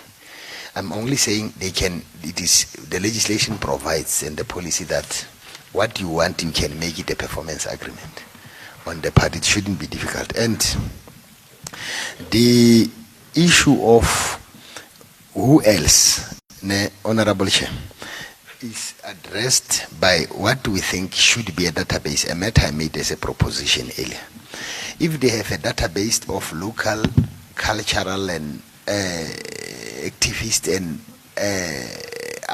artists, it is easy. That is why the supply chain provides that even the department itself can have subcontractors who they can impose on any person who gets the tender. And the AG also spoke about this need to have the database, and it will solve issue of who else should be involved. But for the response is that there are already local, organized local business, but there are also disputants who have been protesting and crying about the lack of benefit for them, who must be engaged, who form part of stakeholder engagement process. Thank you. No, thank you very much, Honorable Trail. I think the points will be thoroughly noted. But let's take this opportunity to thank you. Portia knows that you called me and said that you requested a meeting to brief the committee. And like what I was saying, we're quite grateful for that. We hope other departments will do that. Whenever they feel there's an issue that they need to bring and take the committee into confidence, we're quite appreciative of that fact. So we thank you very much. I think there's not much that we're going to summarize. We think that the issues you've noted and the sentiments echoed by the committee will be well captured. You know, MEC, I don't see your chief of staff writing anything. Huh? No, you don't have to answer me. You must answer me through the MEC. Okay. We hope so. So we thank you very much. I don't know. There's this pattern that I've learned in public accounts, Portia, where sometimes you must make announcement about after the meeting. Huh? Is there food? Huh? There's no food? Okay, you may join us for I don't know whether we call it dinner or something, but it's there. Is it here? Yes. Thank you very much. The meeting stands adjourned. No, it's unparliamentary.